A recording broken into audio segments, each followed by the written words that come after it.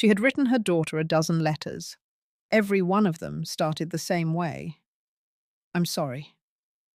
Every one of them ended up behind the grain shelf, tied with brown twine, unsent, because sorry had been said so many times it had stopped meaning anything. Her daughter had left at 16 and hadn't looked back. And Clara May Whitlock had stayed in a leaking cabin on a mountain alone with her regret and her knife and her locks on the door. Then a stranger came, and he said something so simple it broke through everything. A word only means as much as what follows it. And she went to the writing shelf. And this time she didn't start with sorry. An apology is only as real as the life that follows it. Stop saying sorry and start building the thing worth coming home to. This channel is home to the stories that matter most in the Old West. The love between a mother and the daughter who left. The courage it takes to reach across years of silence. The cowboys who see what others miss. And the human connections that outlast every wound the world inflicts. If this story hit you somewhere deep, drop a comment. This content was carefully researched, developed, and manually edited by our team to deliver meaningful stories with valuable life lessons. Thank you for being part of our community. That knock came when the sun was sitting right on top of the world. Not in the evening, when the loneliness can wrap around you like a heavy blanket, and every little sound gets swallowed up. Not at dawn, when a woman's still lost in her sleep and the day ain't had a chance to show its ugly side yet. It happened at high noon under the full glare of the sky. That mean Colorado summer was bearing down on the valley like it had a score to settle. Clara May Whitlock heard it from the back of the cabin where she was mending a torn-up feed sack. One firm knock and then another one right after. Slow and steady, the kind of knock that wasn't asking for a thing. She put the sack down real gentle. Her fingers had already found the handle of the knife in her apron pocket before her feet even decided to move. She hadn't laid eyes on a soul in 4 whole months, not since old Hattie Greer from the settlement came by to tell her, all quiet and soft, the way women do when they're carrying bad news, that Jeb Whitlock had shown his face in Pueblo, that he was alive, and that he was deep in his cups and running his mouth. Clara had thanked Hattie kindly, given her a jar of plum preserves, and watched her horse fade away down the ridge. Then she went back inside and threw the second bolt on the door.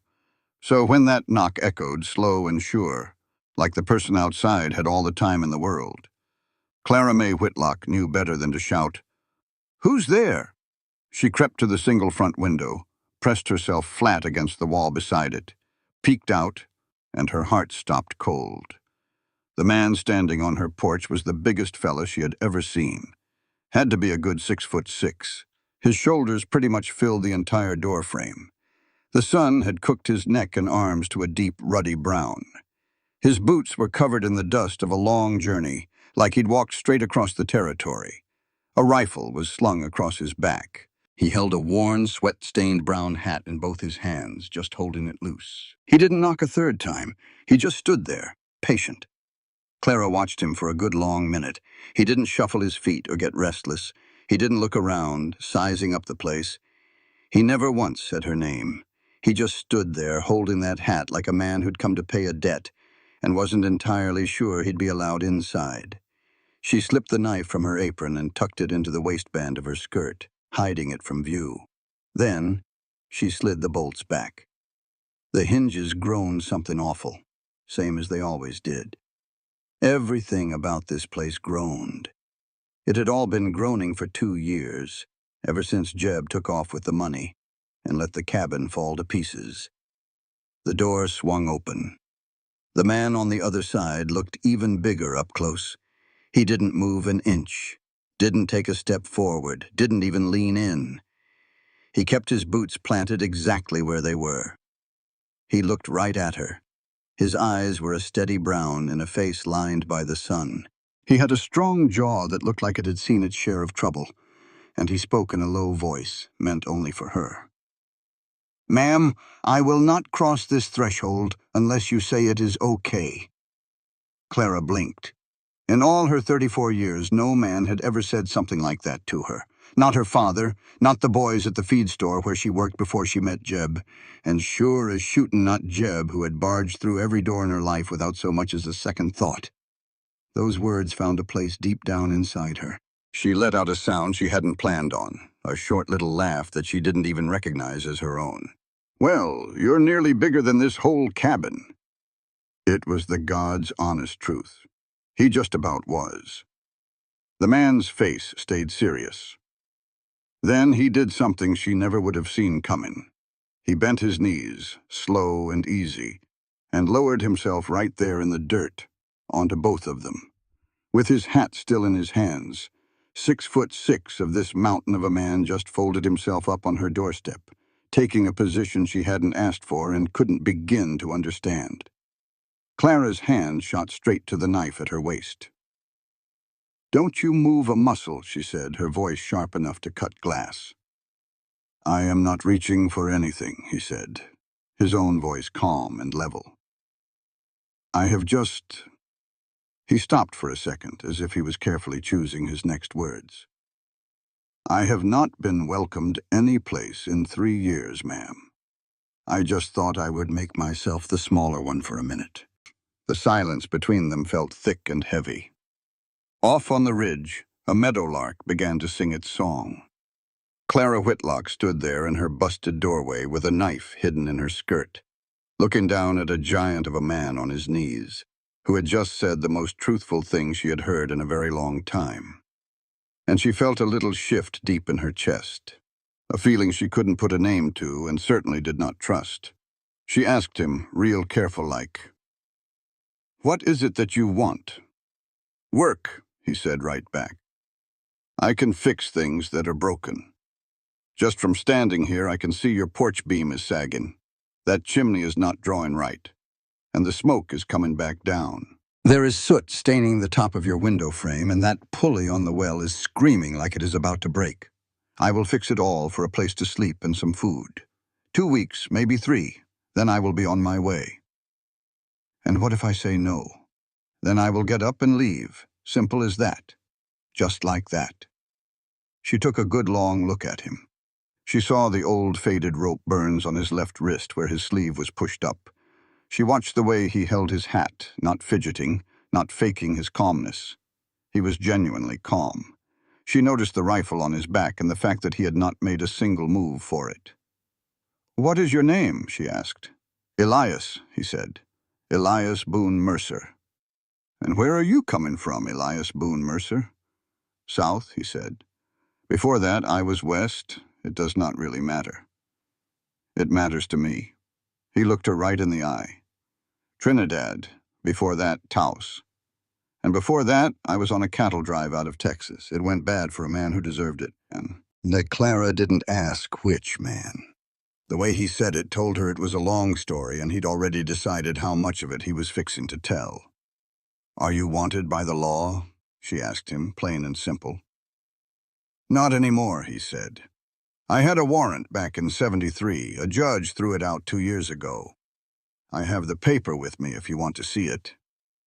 "So why do you still look over your shoulder if the law is not after you?" A quiet moment passed between them. Something flickered in his eyes. "Old habits," he finally answered. "Besides, some folks do not need a warrant to hunt a man." Clara studied him for another few seconds. Then she stepped back from the doorway. "Come on in," she said. "I will get some coffee going. You can have a seat at the table. But if you touch a single thing in this cabin, you are not told to. I will put this knife through your hand so fast you will not even have time to scream. Do we understand each other?" "Yes, ma'am," he said. He got up from the ground, real slow, like he was giving her every opportunity to change her mind, and came inside. He had to duck his head a good 4 inches just to make it through the door. Clara walked over to the stove, keeping her back as straight as a board and her hands steady, even though they wanted to shake. She slid the knife right under the table, where her left hand could grab it in a hurry. The coffee cup looked like a doll's teacup in his big hands. That was the first thing she noticed when he sat down, how his palm just swallowed it right up, how the old wooden chair let out a little groan under his weight. He did not seem to pay any mind to either thing. He held the cup gently, like a man who knew he could break it without even trying. He was comfortable in the quiet. That was the next thing she noticed. Most men she had known felt the need to fill up every bit of silence. Jeb could not stand it. He would fill it with noise, like he was scared to death of what she might say if he ever stopped talking. He used words the way a drunk uses a bottle, always needing more. This Elias Mercer just sipped his coffee and looked around the room. He did not say a word for a whole 3 minutes. Clara realized she was the one who spoke first. "You mentioned Trinidad," she said, testing the waters. "That is Jeb Whitlock's old stomping grounds." His whole body tensed up. It was a tiny thing, you could barely see it. But she had learned how to read men as a matter of survival, and she saw it clear as day. "I know the name," he said. "Do you know the man?" "I know of him." He paused. "I know he left a woman behind in the high valley north of Segundo. I know he owed money to 3 different men when he disappeared. I know the story changed, depending on who was telling it." "And which story made its way to you?" she asked, her voice perfectly steady. He looked her square in the eyes. "The one I heard was that you ran him off, that you had finally had enough of his ways." Clara set her coffee cup down on the table. "That is the polite way of saying it." "I figured as much." "He did not leave," she said, and her voice was hard and clear without a single tremor in it. "He ran. He ran away owing $300 to the Halverson brothers, and he left the deed to this land all tangled up in that debt. It left me stuck, unable to sell it, unable to get a loan, unable to do a single blessed thing except stay here and wait for his trouble to come knocking on my door." Elias did not say a word. "No one ever came," she went on. "Halverson passed away in the winter of '74. His sons do not even know I exist. But for 3 years I have been waiting for a knock on that door that would mean the whole mess was finally over." He spoke slow and deliberate.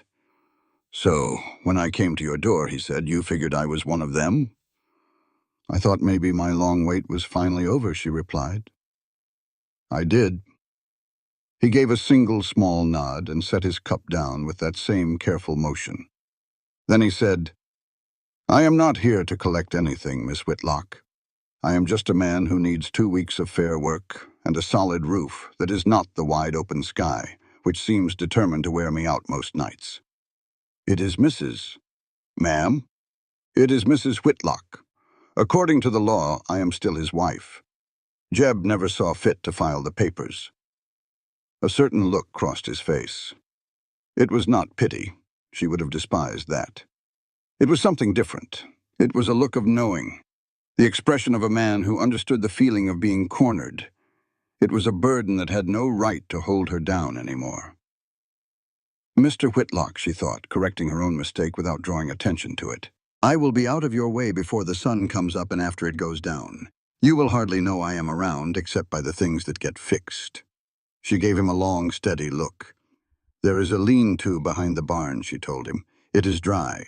You will sleep there." "Yes, ma'am." "You will have your meals out here on the porch, not inside my house." "Yes, ma'am."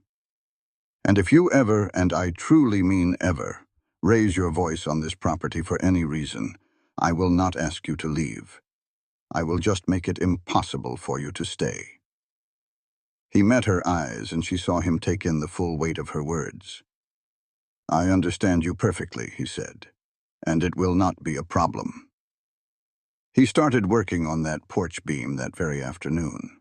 Clara watched him from the kitchen window, the same way she might watch a thunderstorm build up over the eastern mountains, trying to understand something she could not yet trust.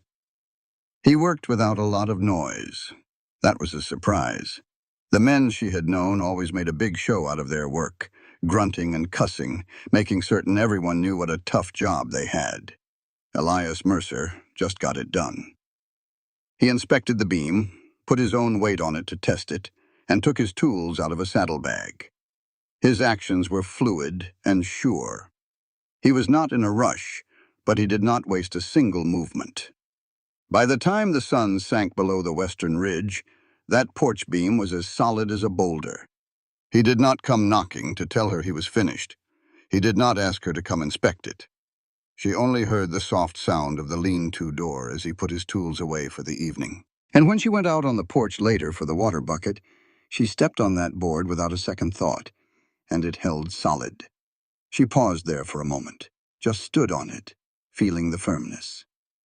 The next 3 days passed in a similar fashion. He fixed the chimney so it drew properly on the second morning. She knew because the dark smoke had finally stopped backing up into the house. He repaired the pulley on the well on the third day without her saying a word. On the evening of that third day, she carried a plate of food out to the porch herself, instead of just leaving it by the railing. She sat down in the chair at the far end. He sat on the top step. He ate his food at a slow, even pace. She watched the mountains turn into dark silhouettes in the east. "You mentioned a cattle drive that went bad," she said, "down in Texas." He did not react. "I did." "What kind of trouble was it?" He was quiet for a good while. He was not trying to hide anything, just considering his answer. She knew the difference. "There was a girl," he said at last. "Lakota, around 14 years old. She wandered into our camp looking for her father's horse that had strayed. The sheriff's son was with us. He decided she did not need an escort back to her people." A thick silence settled between them. "I stopped him." Elias said it got tense. "I broke the boy's arm in 2 places. He ran to his father and claimed I attacked him for no reason. The sheriff believed his son, and the girl made it back home safely. Her father sent word to me through a trapper I knew. He said to tell me she was okay. So you took the blame for protecting her." "I stopped a boy from doing something that could never be undone. That is all I did." "And the warrant for your arrest?" "Assault and battery.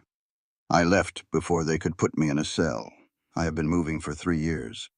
He stopped for a moment. "The warrant is gone now, like I told you. A judge reviewed the whole situation and threw it out. But that sheriff's son, he's 23 now." He glanced toward the dark ridgeline. "Some men just get used to not having a place. After a while, it starts to feel easier than trying to belong." She understood that feeling in a way that took her by surprise. It was the kind of understanding you feel deep in your bones, not because someone explains it, but because you have lived the same kind of loneliness, just in a different life. She did not say any of that to him. Not then. She just picked up his empty plate and went back into the house. On the 5th day, he found the letters. He was not looking for them, not looking. He was reaching behind a shelf of grain in the storage room.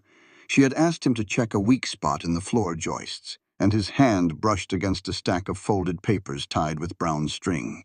He gently placed them on the shelf without even looking at them. He put them back exactly where they had been as soon as the joist was secured. But during their meal, Clara saw his gaze drift to that back wall for a brief moment, and she said, "You found them." "I had to shift them to reach the joist. I put them right back, just where they were. I did not read them." She was quiet for a long moment. Then she spoke. "My daughter, Hannah. She is 21 now. She left 2 years before Jeb did. Went east to her aunt's house in Missouri, got as far from this valley as a person could. I do not hold it against her. Do you write to her?" "I write." A long pause hung in the air. "I just never mail the letters." He was silent for a bit. "Why not?" "Because every single one of them begins the exact same way. It starts with 'I am sorry.' And I have been sorry for such a long time I am not sure the word means anything anymore." Elias looked down at his own rough hands. "A word is only worth as much as the actions that come after it." "And what actions are supposed to come after it, in your expert view?" The sharp tone in her voice was not for him. He understood that clearly. "The thing you do differently," he said, plain and simple. She looked directly at him. He was not preaching. He was not teaching her a lesson about salvation. He said it the way a man might say, "The chimney is drawing right now. This was the problem. This is what fixed it. This is what you do next." She said nothing. He said nothing. The night grew heavy over the valley. It was on the 8th day when the rider appeared on the south ridge. Elias saw him first. He was on the roof inspecting the shingles when a shape emerged against the afternoon light. It was a man on a dark horse just sitting there, observing the property below. He was not moving, not getting any closer, just watching. Elias slid down the side of the cabin and walked to the corner, trying not to be obvious that he had seen anything. Clara was by the water barrel at the side of the house. "Do not look to the south," he said in a low voice as he walked past her. "There is a rider on the ridge. He has been sitting there for 5 minutes." She went completely still. Her hand tightened on the bucket handle. "Describe him," she said, her voice solid as a stone. "Dark horse, a slim man, average height, wearing a gray jacket. He is sitting far too still." She shut her eyes for a single second. "Cole Ransom," she said. "Who is he?" "He used to ride with Jeb.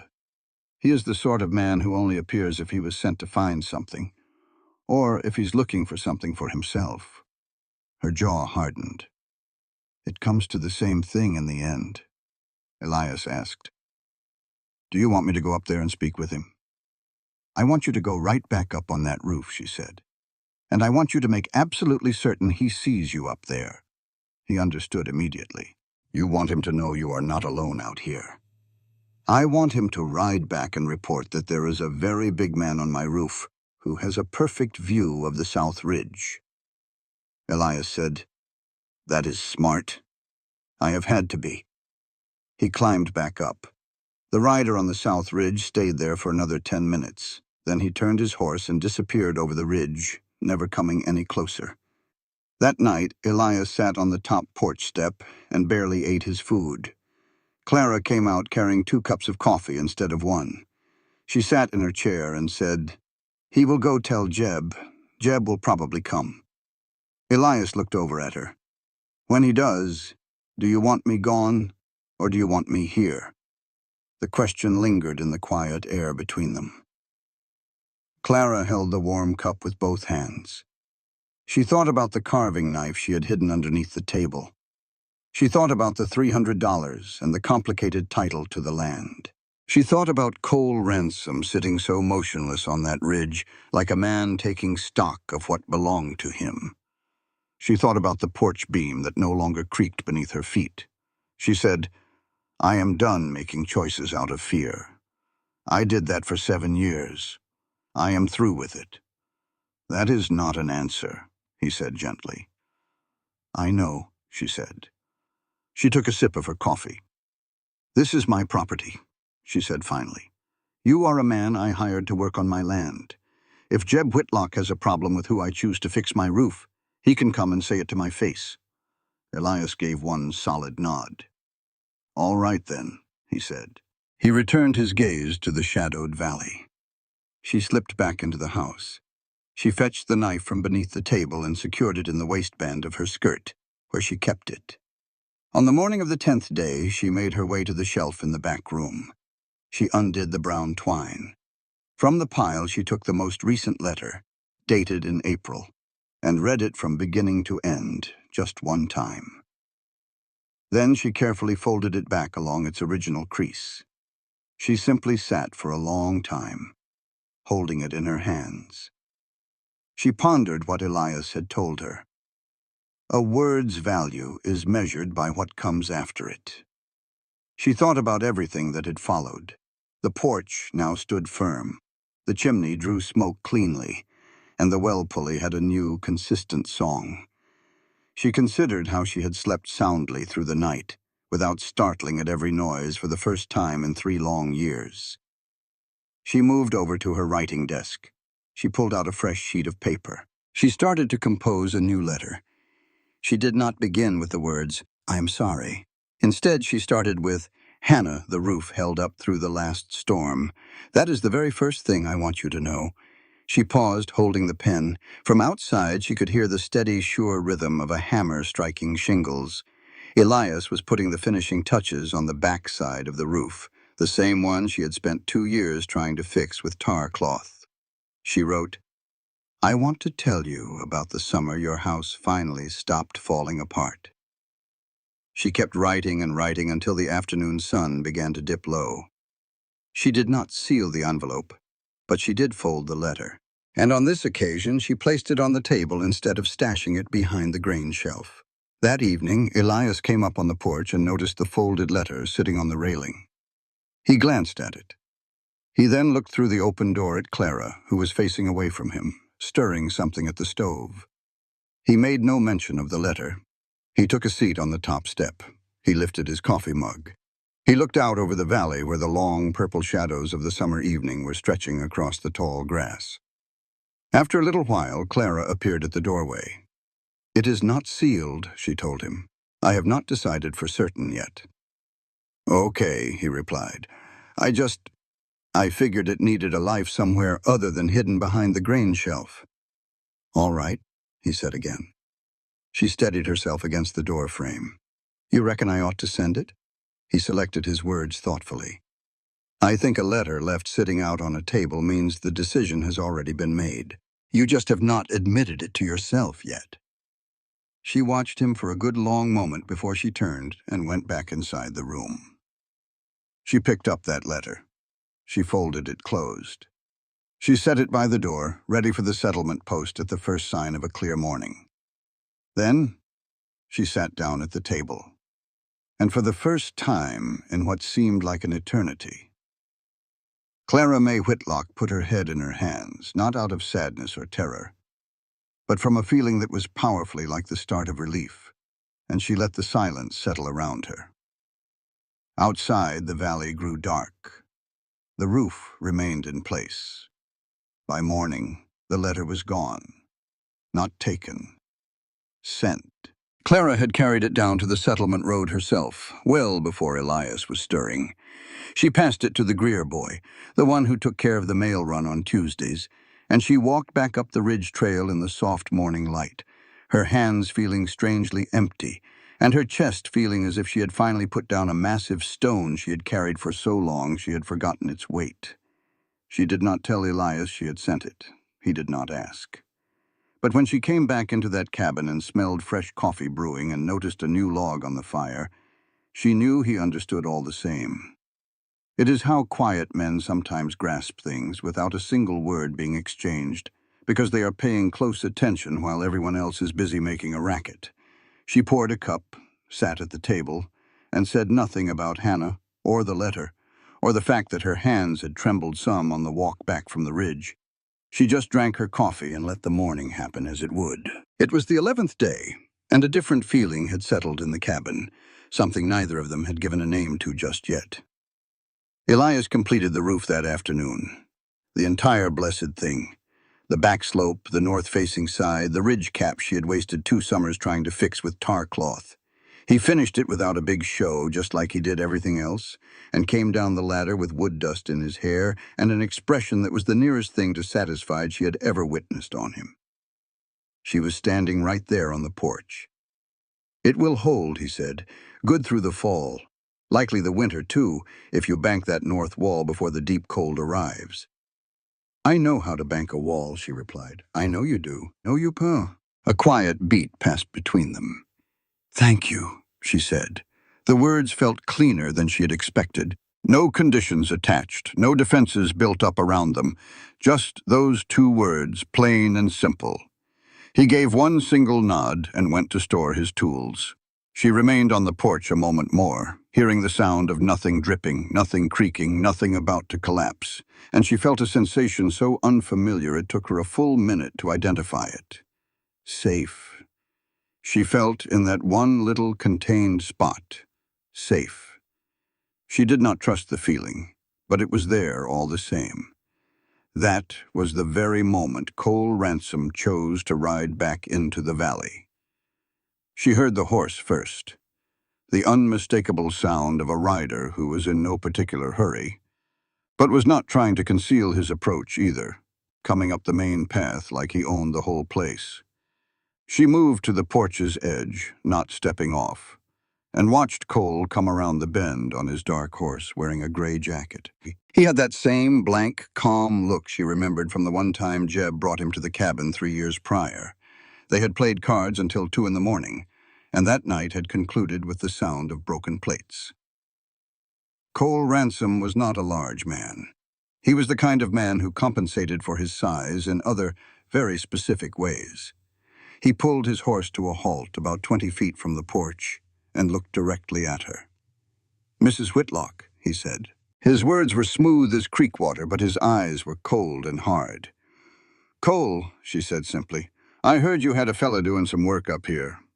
I have a man fixing the roof. Looks fixed to me now." He tipped his head back, taking in the new shingles. "I imagine that cost you a pretty penny." "I'm getting along just fine," she replied. "Jeb gets to worrying about you," Cole said. "He asked me to ride up and see how you were faring. Make sure you're not running into any difficulties." That final word dropped between them with a thud. He wanted it to. "You tell Jeb," Clara said, and her voice was steady as a rock, "that I do not need his concern. You tell him this place is in good hands, and I plan to keep it that way. He might just want to ride up and see for himself. He is more than welcome to file the correct paperwork with a judge and make his claim on this property official," she said. "Until that day, this is my land, and I am the one who says who comes and goes." Cole just stared at her for a long, quiet moment. You could practically see the gears turning in his head. "Is that mountain fella still poking around?" he asked. And right on cue, Elias Mercer rounded the corner of the barn, moving at a calm, deliberate pace. He carried a splitting axe in one hand and his hat in the other. He did not utter a single word. He just stood there. Cole looked at him the way a smaller dog eyes a bigger one, doing the quick calculation, seeing the man's height, the breadth of his shoulders, the old rope scars on his wrists, and the easy way Elias held that axe, not as a weapon, but not exactly putting it down either. "Mercer," Cole said. The air turned thick and still. Elias replied, "Ransom." They knew one another. Clara's head whipped around to look at Elias. He never took his eyes off the other man. His gaze was locked on Cole, flat and unreadable, giving absolutely nothing away. "It is a small world," Cole said with a smirk. "Not quite small enough, I reckon," Elias answered. Cole stretched his lips into a smile that had no warmth in it at all. "Are you working for an honest dollar these days?" "I always have," Elias stated plainly. "That is not the story Jeb tells." "Jeb tells a lot of stories that don't square with the truth," Elias said. "And I figure you know that as well as I do." Something small shifted in Cole's expression. It was not fear exactly, but it was a close cousin. "Jeb is going to want to hear about this." "You go on and tell him whatever you feel the need to," Elias said. "And when you do, you tell him the woman on this land has a legal right to it, no active liens against the deed, and a clear title stretching all the way back to the Colorado Territory land grant of 1871. You tell him if he wants to dispute that, he can do it in front of a circuit judge for all the world to hear." Cole froze up completely. "You looked up the deed," he said, his voice flat. "I surely did," Elias confirmed. "It seems the Halverson debt was buried right alongside Mr. Halverson. His sons never filed to take over the claim. It just expired clean as could be 2 years back. This property is hers, free and clear, and it has been since the winter of 1874. Clara felt something inside her chest finally let go. A knot she had been carrying for 3 long years without even realizing it was there. Free and clear. For 2 years. She had been free for 2 entire years and had no idea. She turned her head to look at Elias. He still was not looking at her. His attention was on Cole, solid and unmoving as a locked gate. Cole's gaze jumped between the two of them, recalculating everything all over again. "Jeb's still her husband," he finally said, a flimsy kind of threat. The law says a whole lot of things," Clara broke in. Her voice was as clear as a bell. "And I am about to start using every last one of them. You can tell Jeb that, too." Cole just sat there on his horse for another 10 seconds. Then, without saying another thing, he pulled his horse around and rode back down the path he came on. Elias watched him go until he was out of sight. Only then did he finally turn and meet Clara's eyes. She was looking straight at him. "You looked it up." "It is yours," he said. He explained that a week ago he had ridden to the settlement records office. It was the morning after he spotted Ransom up on the ridge. "You did not say anything to me." "I wanted to be sure before I told you something that important." She held his gaze. "You knew Ransom. Our paths have crossed before. That is not what I'm asking." A moment passed between them. "We both left the same part of Colorado in the same year, just for different reasons. I know the kind of man he is. He knows the kind of man I am not." "What does that mean?" "It means he works for men like Jeb," Elias said. "He watches things for them, scouts for them, and tells them what he sees. He will not pull a trigger himself unless somebody else starts a brawl he knows he can finish with folks watching. He is awful careful about things like that." "Is he dangerous?" "He is the kind of dangerous that does not look it," Elias answered. "And that is the worst kind there is." Clara breathed out, long and slow. "Free and clear," she whispered. 2 years. "Why did the records office not tell me?" "Nobody filed the paperwork to notify you. Nobody saw a reason to. You would have had to search for it yourself, and you had no idea there was anything to search for." She sat down hard on the porch step, not because she felt weak, but because the news felt too heavy to hold while standing.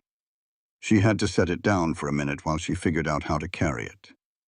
Elias sat on the step just below her, giving her the higher place, giving her space. They stayed like that for a good long while. "He is still my husband," she said finally, "legally. And right now, legally is the only thing that seems to matter." "There are attorneys down in Pueblo who handle divorces," he said. "Him abandoning you is cause enough. 3 years is more than enough." "I know that," she said. "I have known that for a bit." After another quiet moment, she said, "I just did not know if knowing was enough to get anything done." "It is a start," he replied. She looked down the trail where Cole Ransom had disappeared around the bend. "He is going to tell Jeb everything," she said. "Yes. Jeb is going to come." "Probably." "And when he does," Elias said, "you will be a woman with a clear title to her own land, legal grounds for a divorce, and a witness to his trespassing if he sets one foot on your property." He paused. "And I will still be here fixin' whatever needs fixin'." She gave him a sideways glance. "You said 2 weeks, maybe 3. "I found a problem with the foundation on the east corner," he said, his tone perfectly even. "That is going to take a little more time." She looked him right in the eye. He just stared down the empty track. The very corner of his mouth gave a tiny twitch. She turned her head before she said something that would make the next 10 minutes feel complicated. "Supper will be on at 6, she said, and then went inside. The door did not bang shut behind her. That was different. It was the first time since he had arrived that she had walked through a doorway without holding it tight against its frame behind her. He took note of it. He did not make a big thing out of it, but he noticed. Inside, standing all alone in her kitchen, Clara May Whitlock gripped the edge of the work table with both hands. She whispered the words into the quiet room. "Free and clear." Then she straightened her back, let go of the table, and started making supper like a woman who had a job to do. Because she did. Because she always had. The only thing that had changed was that she was finally doing it on land that belonged to her and her alone. The thought burned inside her like good whiskey, clean and strong. She did not shed a tear. She was all finished crying over things that should have made her angry. Now she was angry, and it felt a whole lot better. 2 days went by, and the feeling was like a wire pulled so taut it hummed. Elias kept working on the East Foundation. Every morning, Clara kept an eye on the southern ridge, trying not to be obvious about it. No riders appeared. No dust kicked up from the track. There was nothing. And that nothing was somehow worse than seeing something. It was the kind of quiet that meant a decision was being made somewhere far out of her sight. On the evening of that second day, Elias came to the porch, his hands still covered in dirt from the foundation work, and he said it straight out. "I need to tell you something. I ought to have told you sooner." Clara set down the shirt she was mending. "I know Jeb Whitlock," he said, "not just by his name. I came across him once about 2 years ago in a saloon down in Trinidad. I did not know he was your husband back then. I did not even know your name. I just knew he was the kind of man I did not want to share a table with for any longer than I had to." She sat there perfectly still.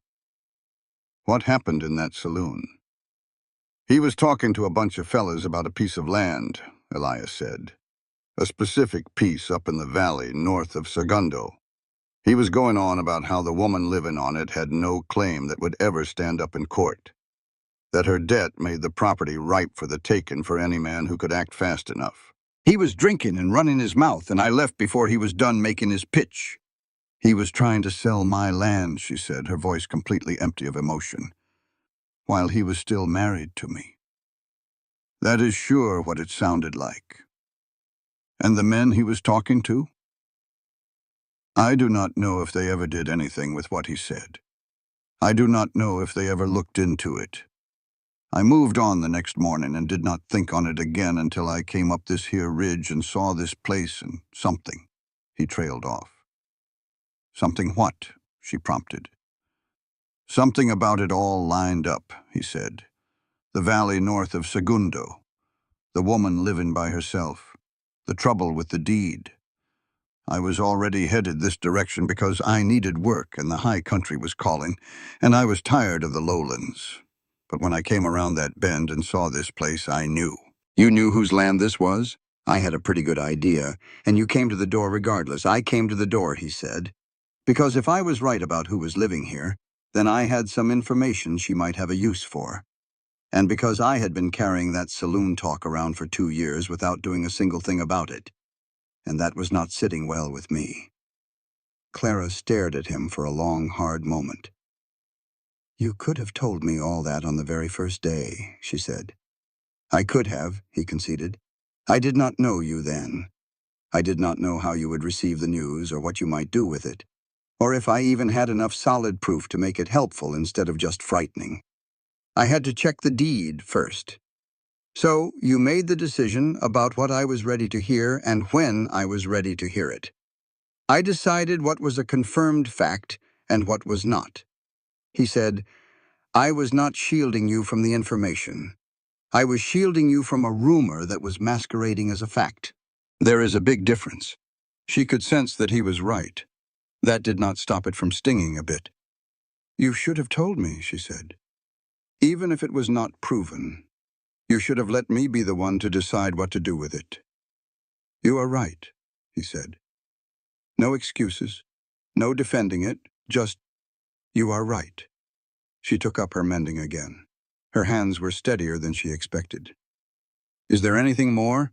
Anything else you know or suspect, or are waiting to prove before you think I ought to be told?" "No," he said. "That is all of it. You are certain?" "I am certain." She looked at him from over her mending. "If that situation changes, you tell me the instant it does. Proven or not, rumor or fact, you let me be the judge." "Yes, ma'am," he said. And this time those words felt different than they had on that first day. It was not the automatic politeness of a man raised to be cautious. It was something more intentional, more personal. She recognized the difference. She did not comment on it. "The foundation," she said. "How many more days?" He seemed to see they were shifting the topic. "2, maybe 3 if I find what I expect to on the south corner." "Get yourself some supper," she said. He got some supper, and this time she carried a second chair out to the porch without him needing to ask. It was on the 14th day that everything started moving faster. Clara had ridden down to the settlement for flour and salt, and a new buckle for a harness that had been busted since March. It was a routine trip. An hour down, 20 minutes of errands, an hour back. She had made it by herself 100 times. She did not anticipate returning home to find a man sitting on her porch who was not Elias. He was young, in his early 20s, and slender, with a good horse tied to the railing. He had a face that might have looked friendly in another setting, and his hat was tilted back on his head in a way that made him appear even younger than he was. He got to his feet the moment he heard her horse coming down the path and held his hands out wide, clear of his belt, in a slow and deliberate way. "Mrs. Whitlock," he said, "I am not here to cause you a lick of trouble. My name is Tom Aldous. I was riding with Jeb Whitlock this past spring. I quit his outfit 6 weeks ago, and I have been trying to figure out what to do with what I know ever since." Clara reined her horse to a stop about 8 feet from the porch. "Where is Elias?" she asked. "Out back," Tom told her. "He knows I am here. He was around when I arrived. He allowed me to wait." As if on cue, Elias rounded the corner of the cabin. He glanced at Clara and gave her a slight nod, which he understood to mean, "I have got his measure. He is not a threat right now. This is your decision." She swung down from her horse, tied the reins, and stood at the base of the porch steps, looking up at Tom Aldous. "Start talking," she said, and Tom Aldous did. He talked for 20 minutes straight, and every sentence he uttered was worse than the last one. Jeb Whitlock had not been happy with Cole Ransom's report. Cole had told him all about Elias and the situation with the deed. He explained that Elias had investigated it, that the old Halverson claim was long expired, and that Clara had solid grounds for a divorce.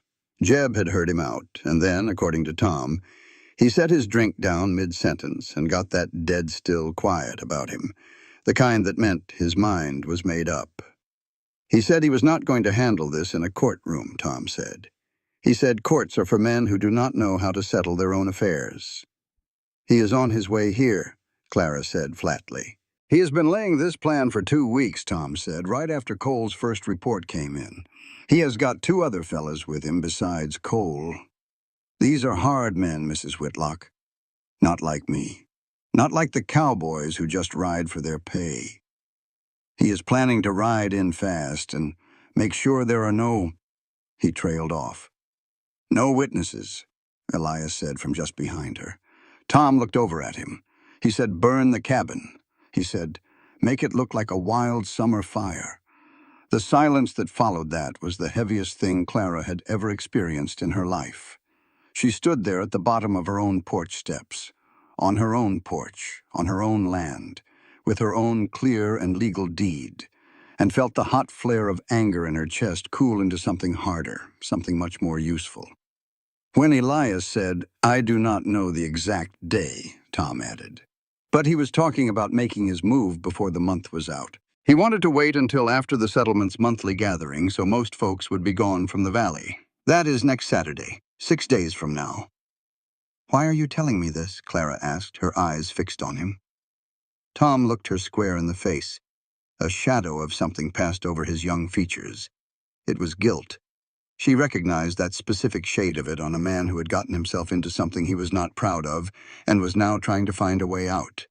"Because I have a mother," he said, "and because I am not that kind of man. I did not realize what kind of outfit I had joined until I was already 2 months in. And by that point, just riding away without a word felt almost as wrong as staying." Clara studied him for a long moment. "Are you prepared to tell all of this to a judge?" she asked. "Yes, ma'am," he said. "That is the reason I am here. I wanted to give you a warning before I rode to Pueblo to find one. Then you had better get to finding one," she said, "and you had better ride like the wind." Tom Aldous gave a nod, stood up, grabbed his hat, and was mounted on his horse in under a minute. She watched him take the south path at a determined pace. Then she turned around. Elias was watching her. "6 days," she said. "Maybe less," he answered. "The second Jeb hears that a young rider was seen heading for this property, Ransom will tell him about Aldous. He will move his whole plan up. So how much time do we really have?" Elias thought about it. The honest-to-God truth? "I do not know. It could be 6 days. It could be tomorrow." Clara walked up the porch steps, went through her cabin door, and stopped right in the middle of her kitchen. She took a slow look all around, at the clean chimney, the sturdy floorboards, the window where the black smoke stain once was, and was now just a solid wall. She saw the table where letters were once tucked behind the grain shelf, and the chair where a very large man drank his coffee with careful hands and spoke true things in a plain and simple way. She turned back around. Elias was standing in the doorway. "I need you to listen to me," she said. "I am listening," he said. "This is my land. I am going to keep it. No matter what happens between this moment and whenever Jeb decides to show his face, I am keeping this place, and I am going to do it out in the open, not in the shadows, and not all by myself." "All right," he said. "I need you to ride into the settlement first thing in the morning and tell Hattie Greer everything Tom Aldis just told us. Hattie's husband is on the Valley Council. I need people to understand what was settled before a single thing happens." It was finished. He said, "I will need a second signature on that deed." She told him, "Someone besides me and a clerk at the records office. Someone who can get up and state the legal facts clearly. I will take it into town to get it notarized." He replied, "I can take care of that when I see Hattie." She paused, and he waited. "I have to know," she said, "that if it comes to it, and it might not. Lord, I hope it does not. But if we find ourselves in the kind of moment where a choice has to be made in the blink of an eye, I have to know which side you're on." "Clara," he said, and it was the very first time he had ever spoken her given name. She stood perfectly still. "I was planning to be gone in 2 weeks," he said. "I told you that, and I meant every last word. I was not about to bring my own troubles to your doorstep." He paused. "But I went and looked up that deed, see, because I couldn't just ride on without knowing for sure that you had what you needed to hold on to what's yours. And I told you about the saloon because I just couldn't carry that weight all by my lonesome anymore." He paused again, and the silence was softer this time. "I ain't going anywhere." "That could cost you a thing or two," she said quietly. "Everything I've ever done that was worth a damn has cost me something," he answered. "I've gotten right used to it." She just stared at him for a long, hard moment. Then her gaze drifted away out the window toward the ridge where the dark of a summer evening was starting its slow crawl over the tall grass. "There's a rifle hanging over the door," she said. "Jeb never knew it was there. He figured the one under our bed was the only gun in this whole house. He was dead wrong on that count, same as he was about most everything else." "Good," Elias said. "I've been shooting since I was 9 years old," she told him. "My father made sure of it." "Good," he said again. "I'm not asking you to fight my fight for me," she said. "I know you're not," he replied. "I'm asking you to stand with me while I fight it." Something moved across his face right then, a look she'd never seen on him. It wasn't quite relief, and it wasn't quite gratitude, but some mix of the two, with something older and a whole lot more tired underneath. It was the look of a man who'd stood alone for so long that the very idea of having someone next to him had faded into a dream. But now it wasn't just a dream anymore.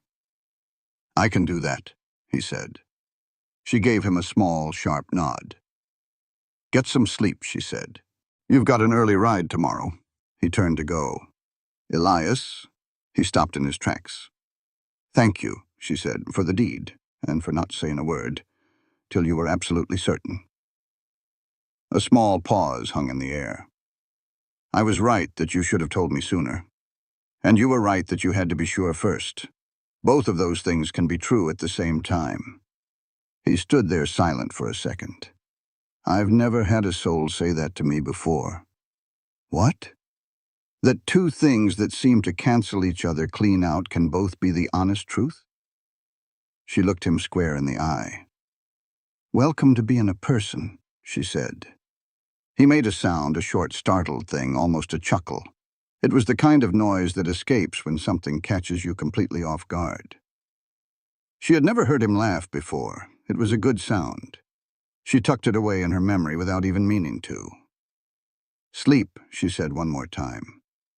He left. She stood right there in the middle of her kitchen for a good long while after the door to the lean-to shut behind him. Then she walked to the main door and checked that the rifle above the frame was loaded. It was. She had done that same exact check every single night for 3 whole years. Tonight was the first night she did it not out of fear, but out of the simple, clean resolve of a woman who knew what was hers, knew what it was worth, and had decided completely, finally, with every last piece of her soul, that she was done letting anyone try and take it from her. She went to bed, she slept, and somewhere far down that southern trail, a horseman was already turning his horse to ride north.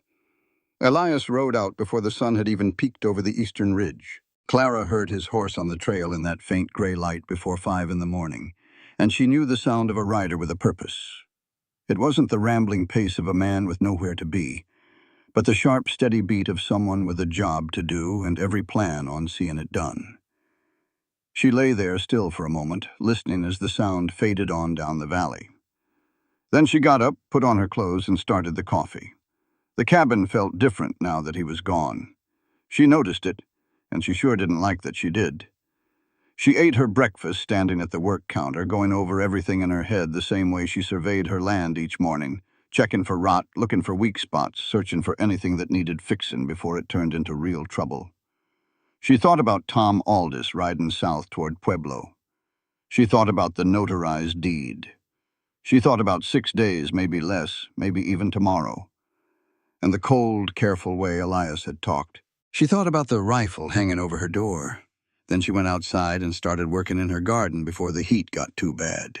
She was busy pulling weeds from the kitchen plot.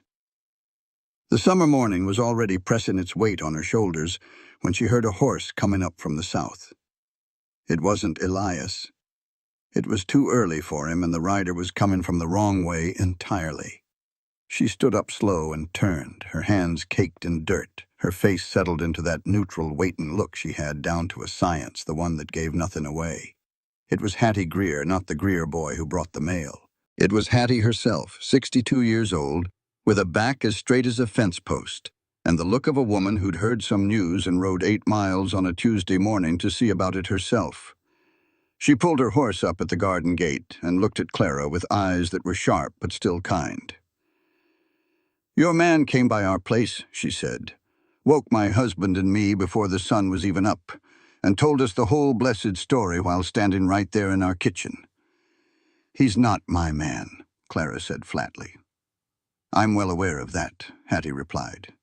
"May I get down?" Hattie swung off her horse with the easy grace of a woman who'd been doing it for 50 years and didn't have time to make a show of it. She tied her horse to the gate post, walked right up to Clara, and met her gaze head-on. "Gerald is riding out to round up the other members of the Valley Council this morning," she said. "He'll have all 4 of them together before noon. We're going to do this by the book, Clara. There will be minutes taken, signatures on the land claim papers, and sworn testimony from both Gerald and myself saying we heard Tom Aldis's story straight from Elias Mercer's mouth before any of this mess started." Clara felt a knot in her chest start to come undone. "Hattie." "Don't you go thanking me yet," Hattie said, her tone all business. "There's something else. Cole Ransom was over at the Dunnett Ranch last night. Dunnett's boy was up in the hayloft, kept his mouth shut, and he heard Ransom talking to Dunnett about this whole business up here. Ransom knows about Tom Aldis. He just don't know that the boy came to you. He thinks Aldis just up and quit the crew and hasn't made a move yet, but he knows Aldis is aware of things. They'll get to Tom before he can make it to Pueblo," Clara said, her voice hollow. "That's what Gerald figured," Hattie answered. "He sent our oldest son south this morning to ride with Aldis the rest of the way. 2 men are a harder target than 1, and our boy knows the back trail through the canyon." Clara just stared at her. This woman had been her closest neighbor for 8 years. She had brought her food when Jeb first vanished without asking a single question. She had ridden out in the freezing cold of February in 1874 just to tell her about Jeb and Pueblo, and then handed her a jar of preserved plums on her way out, a small, simple act of kindness. "You've been watching out for me," Clara said, the truth of it hitting her all at once. "This whole time." Hattie made a little sound that wasn't quite a denial. "Women look after other women in this hard country. It's not about being charitable, it's just common sense." She paused for a moment. "How are you?" The question was direct, and it was personal. How are you? Not how's the farm, not how are things, but how are you, Clara, standing here in your garden with dirt on your hands and 6 days, maybe fewer, stretched out in front of you? "Angry," Clara answered, "which is a new feeling and a much better one." Hattie nodded her head like that was the only right answer in the world. Good. Anger builds fences. Being scared just makes you bolt your own doors. She stayed for an hour, drank coffee on the porch, and they talked about practical things. What the Valley Council could do and what it couldn't, what a traveling judge might decide, and what the schedule would be if Tom Aldous got to Pueblo and came back with a lawyer before Saturday. She was plain-spoken, clear, and didn't waste a single word. And by the time she rode back down the trail, Clara felt less like a woman waiting for something awful to happen to her, and more like a woman who was already deciding what was going to happen next. That was almost the exact moment she found the note. She was heading back inside when she saw it, tucked under the water bucket on the porch rail. It was a folded piece of paper, no envelope. She picked it up and unfolded it. There were only 8 words, written in a hand she recognized right off. Slanted and pushed down hard, like a man who learned to write but never got to liken it. Come out, or I will burn you out, J. The paper was dry. It had been left recently, but not this morning. The fold was faint but solid, like it had been carried around in a pocket for a while. Someone had left it last night, in the pitch dark while she was sleeping, while Elias was in the lean-to not 12 feet away. They had come that close. Somebody had walked right onto her porch in the dead of night, left that note, and vanished without a sound. Her hands didn't start to shake. They sure wanted to, but she told them no. She laid the note on the table, smoothed it flat, and went back outside to her garden. There were some things in this life that just had to be done, and being scared wasn't a good enough reason to stop doing them. She was still out in the garden when Elias returned. He came up the path at a speed that was not quite a full gallop, but was fast enough that she put down her trowel and got to her feet.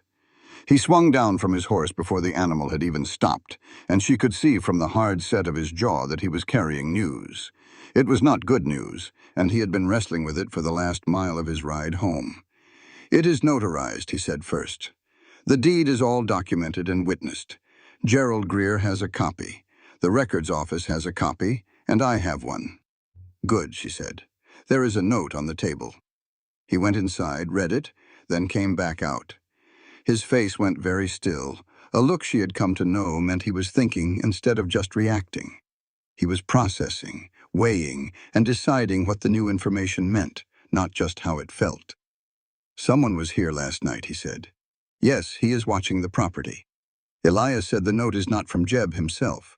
Jeb would not come and leave it. That is a job for Cole Ransom. He was here last night, which means the timeline has moved up. Clara said, The timeline has moved up. Elias agreed. And there is something else. He paused. I talked to a man in the settlement, Frank Doss. He runs the livery stable. He told me 3 strangers came through 2 days ago, asking for directions to the valley properties north of Segundo. They are almost certainly Jeb's men, and they are already in the territory. Clara, they are not coming from Pueblo or Trinidad. They are already here, somewhere up in the high country. All of a sudden, the garden felt exposed and unsafe. How many? She asked. Doss counted 3 horses, Jeb plus Cole plus 1 other. Tom said he had 2 men besides Cole. That makes 3 total, the same number. And Tom Aldous is still on the road to Pueblo. Gerald Greer's boy is riding with him. Elias said they will make it, but they will not get back before this whole thing comes to a head. So we do not have 6 days, she said. We do not have 6 days, he said. She looked him straight in the eye. Tonight, tomorrow. The note says, burn you out. Burning needs darkness. It is a whole lot easier to call it an accident in the dead of night. He met her gaze. I think tonight is a better bet than tomorrow. Clara looked back at her cabin, at the roof Elias had patched, at the porch beam that no longer groaned, at the window that was finally free of the old black smoke stains. No, she said. Elias looked at her. No? What? No. I am not going to spend my night huddled inside just waiting for some man to come and put a match to what is mine. She turned to face him head on. You said you would stand beside me while I fight. That is still what I am asking. I know, he said. I am still standing right here, am I not? Something about the steady way he said it hit her in a place she did not expect. He was not puffing out his chest. He was not putting on a show of being ready. He was just there, solid, the same way the fixed porch beam was just there, not making a big deal out of it. I am not looking for a thank you. Just be present and strong, ready to bear the weight. What is our plan? She asked. We are not going to wait in the shadows, he said. We will bring this whole matter to light before they have a chance to hide it. I'm going to ride to the Dunnett property, the Harlow claim, and the Frederick homestead to tell them exactly what I told Gerald Greer this morning.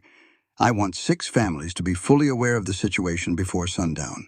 Because Jeb can handle one woman by herself, but he cannot deal with one woman when 6 Valley families are watching his every move. That will consume the entire day, she said. Yes. And it means this property will be unattended. I will ask Mrs. Greer to send her daughter to stay with you while I am riding, he said. Clara's jaw grew tight. I do not need. You are alone on a property that a man threatened in writing last night, Elias stated. His voice was not harsh or demanding, just factual. Having someone here is not about your ability to manage alone.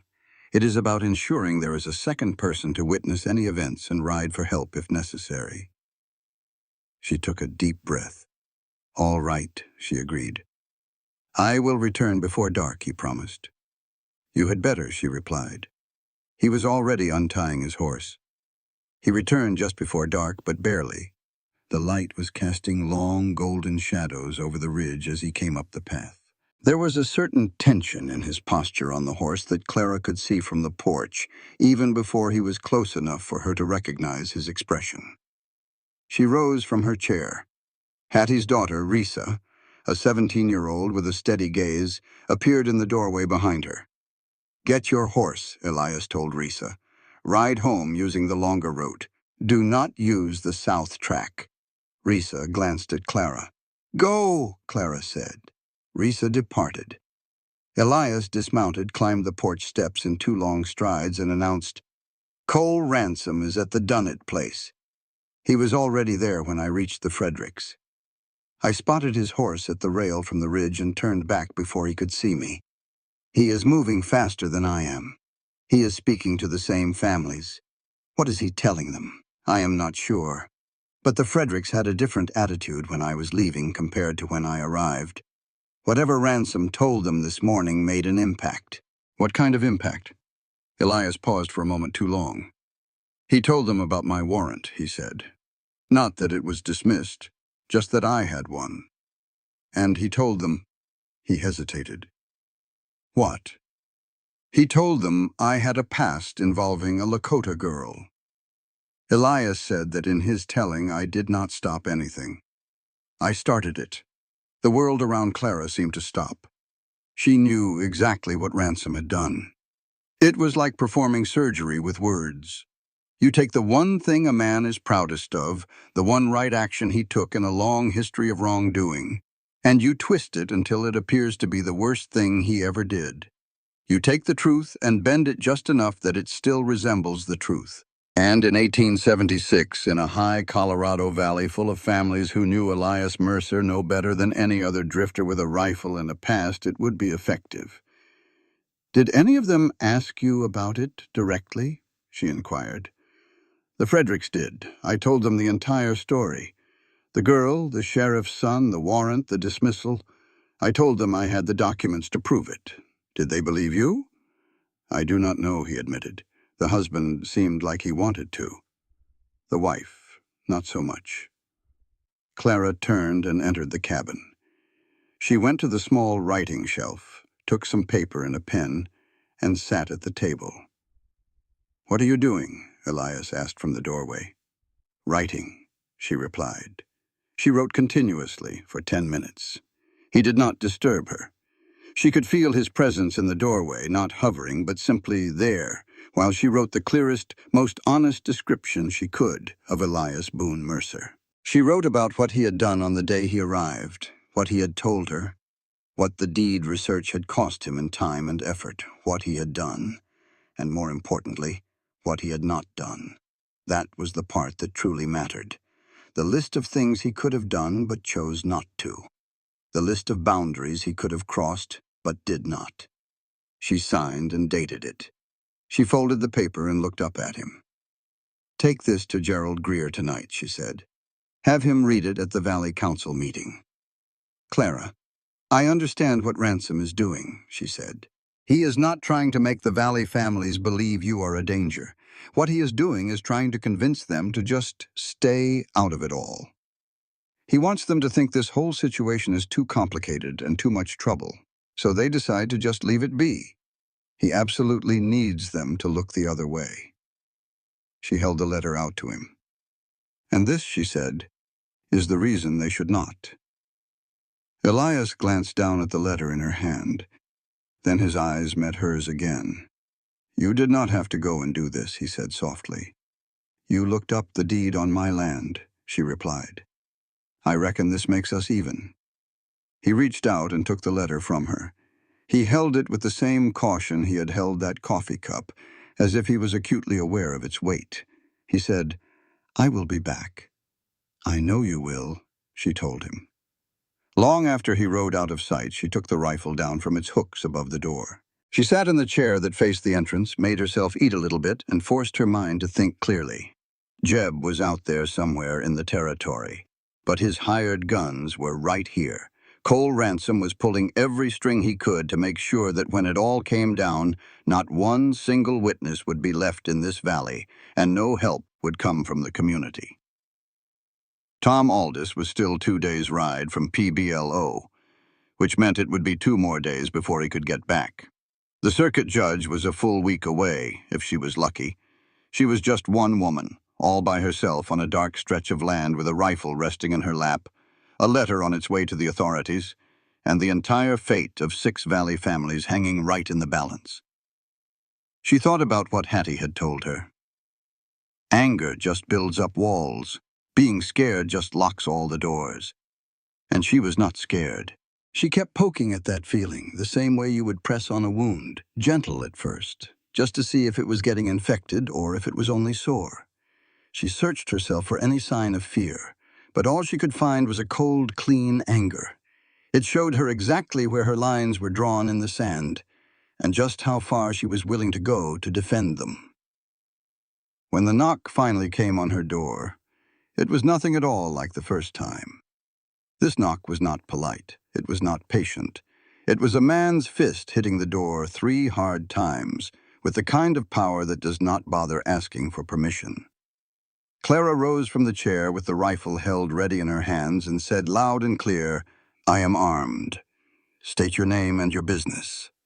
There was a brief silence that lasted about 2 seconds. Then she heard a voice she had not heard in 3 long years. "It is your husband, Clara. Open this door." Jeb Whitlock's voice had not improved one bit with age. It was the same one she remembered so well. It was not loud or booming, but it carried the heavy weight of a man who was used to getting his own way just by making folks believe they had no other choice. "This is my property," she said. "Your name is not on the deed, and you have no legal right to be here. Go away, Jeb." "I'm not going anywhere." "Then you can just wait right out there until the sun comes up. I will ride to the settlement then and have you formally trespassed off this land," she stated. "One way or another, you are not coming through this door." There was another pause. "Cole tells me there is a man living here now. There is a man here who is being paid for his labor on this property. He sleeps in the lean-to. He is an employee. You do not get to have an opinion about that. He is a wanted man. His warrant was dismissed 2 years ago. I have the official papers right here to prove it." Another long pause followed. She could hear the sound of boots shuffling on the wooden porch planks. They were moving around, testing the boards, circling her home. It was more than just one man. "Open the door, Clara. Do not make this any harder than it already has to be." "Jeb," she said, her voice steady, "I want you to listen to me, and listen good. I have a rifle. I have a notarized land deed. I have written statements from the Valley Council detailing exactly what you are planning, told to them by a witness. And I have a letter from that very same witness that is right now being delivered to PBLO. If you so much as put a scratch on this property or threaten me on my own land, there are 6 Valley families who know enough of this story to make darn sure you answer for it." Complete silence. She could hear her own heart beating in her chest. 1, 2, 3. Then she heard Jeb's voice again, lower this time. There was something much meaner hiding underneath his words. "You have gotten bold." "I have gotten informed," she corrected him. "There is a big difference. Where is your mountain man now?" "He is close enough." It was a gamble to say that. She had no idea how close Elias truly was. She did not know if he was still over at the Greer place or if he was already on the road coming back. But she said it with all the conviction she could find, because conviction was the only thing she truly owned in that moment. And she had learned a long time ago that when you are outnumbered, certainty can be its own kind of weapon. The boots on the porch started moving again. She tracked the sound just like her daddy had taught her to do. There were 2 men outside and maybe a third one moving around the side of the house. "I am going to count to 3, Jeb said, "and I am going to shoot right through this door at chest height when I get to the number 2. Clara said, "You go right ahead and try me." A very long silence stretched out after that. Then she heard the distinct sound of boots moving off the porch. They were retreating, but they were not running, keeping it slow and controlled. It was the kind of retreat a man makes when he is mad but not stupid, a man who was rethinking his plan, not giving up on it. She stayed exactly where she was. She stood there in the middle of her kitchen with the rifle pointed straight at the door, and she did not move an inch for a full 10 minutes. She did not even shift her feet or try to ease the tightness that had settled in her shoulders. She just stood there, and she listened. She heard horses moving away, heading down toward the south track. They were not gone. They were just repositioning themselves. She went over to the window, staying off to the side so she would not present a target, and she peered out into the dark yard. She could see 3 horses near the tree line, far enough back that they just looked like shadows. They were waiting. They were planning to wait her out. They would wait until she had to fall asleep, or until Elias came riding back all alone on a track where 3 men were lying in wait for him, or until morning came, when they could handle things in a different way. Her mind raced through all her choices, fast and clear. She knew she could not stay awake forever, and she could not let Elias ride straight into an ambush on that south track without giving him some kind of warning. She went to the back of the cabin, to the small window that looked out on the lean-to and the barn. She opened it carefully, making almost no sound. No one was on this side of the house. She could still see the 3 horses at the south tree line. They had not made the move to split up and circle the property. That was their mistake. She grabbed the rifle. She climbed out the back window. She was in the yard in 15 seconds flat, moving through the darkness along the barn wall, making her way to the paddock where her horse was kept.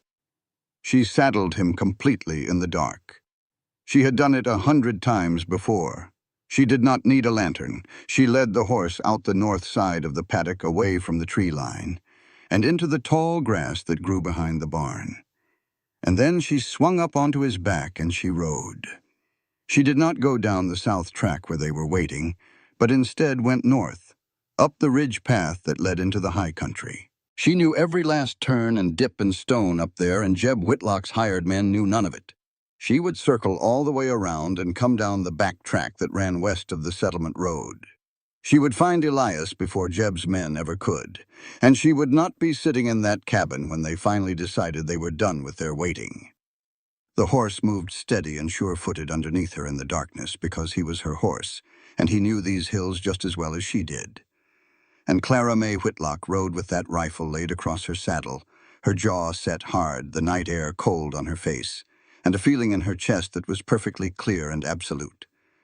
She had spent 3 years waiting for something to change. She was done with waiting now. The track was narrow, and the night was pitch black. Somewhere far below her, 3 men were watching an empty cabin. And somewhere out on the settlement road, a man who had stayed to help when he could have left was riding back toward a fight She had no intention of letting him face all by himself. She urged her horse into a faster canter. The ridge rose up dark and solid all around her, and the stars were sharp and bright, the way they only get in the high country during the summer. And Clara May Whitlock rode on through the dark toward the only ending she was willing to accept: her land, her name, her choice, and the sound of hoofbeats up ahead on the west track that she was almost certain, almost absolutely sure, belonged to a horse she knew. "Elias!" she called out into the darkness. A pause came from just up ahead on the path. "Clara." She pushed her horse forward until she was right beside him on the narrow trail. "They are at the south tree line," she said, pulling her horse to a stop. "There are 3 of them. Jeb is with them." I went out the back window. He just looked at her for a moment. She could see his face well enough by the starlight. And what she saw there was not surprise or admiration or even relief. It was something much more complicated than all that, and a whole lot more honest. "You rode out through the back. I was not about to let you come back alone on that track," she said. "I know," he said. "Greer. Gerald is riding with 2 councilmen. They are about 20 minutes behind me." "20 minutes?" she asked. 20 minutes, he confirmed.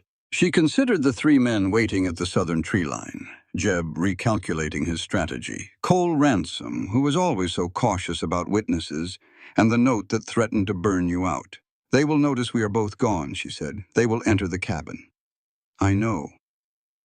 "The cabin is merely a structure," he said. "A structure can be rebuilt." "You repaired that roof," she said. The words came out before she could make them sound less emotional. "I know," he said, his voice soft. "And that is not insignificant to me. But it is not worth your life. And it is not worth letting Jeb find you in a difficult situation, facing 3 armed men in a dark cabin by yourself." She looked him directly in the eye through the darkness. 20 minutes, she stated. "If Gerald rides quickly, Jeb is unaware that the council is on its way." "No," Elias confirmed, "he is not." The night was completely silent around them. "So, we return," Clara declared, "but not on the southern track. We will approach from the north, the same way I came out. And we are going to make a significant amount of noise coming down that ridge, so they are aware of our presence before we even appear." "You want them to know we are coming?" he asked. "I want them to be forced to make a choice," she said. "In the dark, on my land, with Valley Council members 20 minutes away. They need to decide if this is still the night they anticipated when they first arrived." Elias was quiet for a moment. "You are not afraid," he said. "I am terrified," she admitted. "But I am much more angry than I am afraid. And I figure that's just got to be enough for now." A look crossed his face in the dark, something she could not quite name, and did not have the time to puzzle out. "All right, then," he said. "Let's ride back." They turned their horses toward the North Ridge Trail. Way up high, the summer stars were shining, cold and sure of themselves. Down below, near the southern line of trees, 3 men were about to get a surprise. The woman they came to run off had not been just sitting and waiting for them. She had gone and fetched her own kind of help, and bless their foolish hearts, she was on her way back.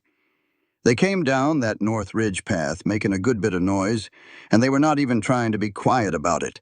That was all part of Clara's plan, and Elias had understood it right off. He knew it the way a good fenceman knows how a post ought to be set without a single measurement. You do not sneak up on 3 armed men in the dark on your own land. You let them know you are coming, loud and clear, so they have to decide what they are before the fightin' does it for them. The sound of the horses' hooves hitting the stone path rang out in the dark summer air like a bell being struck on purpose. Clara kept her rifle resting across her saddle. Elias rode about half a horse's length ahead, and to her left, with his own rifle held in his hand. It was not pointed at anything, not looking for a fight, but it was there like a fact. The way a mountain is just a fact. They came around the north turn of the property, and the cabin finally came into view. For one heart-stopping second, Clara imagined the absolute worst. She half expected to see the orange flicker of a fire, to smell the thick scent of smoke, to know deep down that she had gotten her timing all wrong. But the cabin stood there, dark and whole, exactly as she had left it. And the 3 horses were still over by the south tree line, right where she had seen their tracks, just biding their time. Only now, they were not waiting so quietly. Now they were getting restless. She watched as 3 figures pulled away from the cover of the trees as she and Elias made their way down the ridge. She saw them move out from the shadows and turn into men on horseback, and the whole shape of the situation changed right then and there. 2 riders approaching from the north, 3 men down by the trees, and the cabin sitting right between them, like the very thing they were all fixing to have a disagreement over. "Jeb," Clara called out. Her voice was steady as a rock, not a single trace of a tremor. It was the voice she used when she meant every last word she said and had already counted them out. "My name is on the deed to this place. That deed is notarized and filed right and proper. I have a witness's statement down in Pueblo, and members of the Valley Council are about 20 minutes behind us on this very trail. Whatever it is you came here to do tonight, you had better think long and hard on whether it is worth what is coming right after." There was nothing but silence from the tree line. Then Jeb Whitlock pushed his horse forward, leaving the shadows and coming into the open yard. And Clara got her first real good look at him in 3 long years. He was thinner. That was the very first thing she noticed, and she had not figured it would matter to her. And it did not, but she noticed it just the same.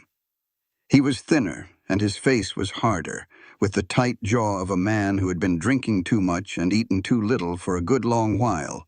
He looked like a version of himself that had been left out in a hard rain for too long. "You brought help," he said, giving Elias a hard look. "I brought an employee," she said back, "and you brought 3.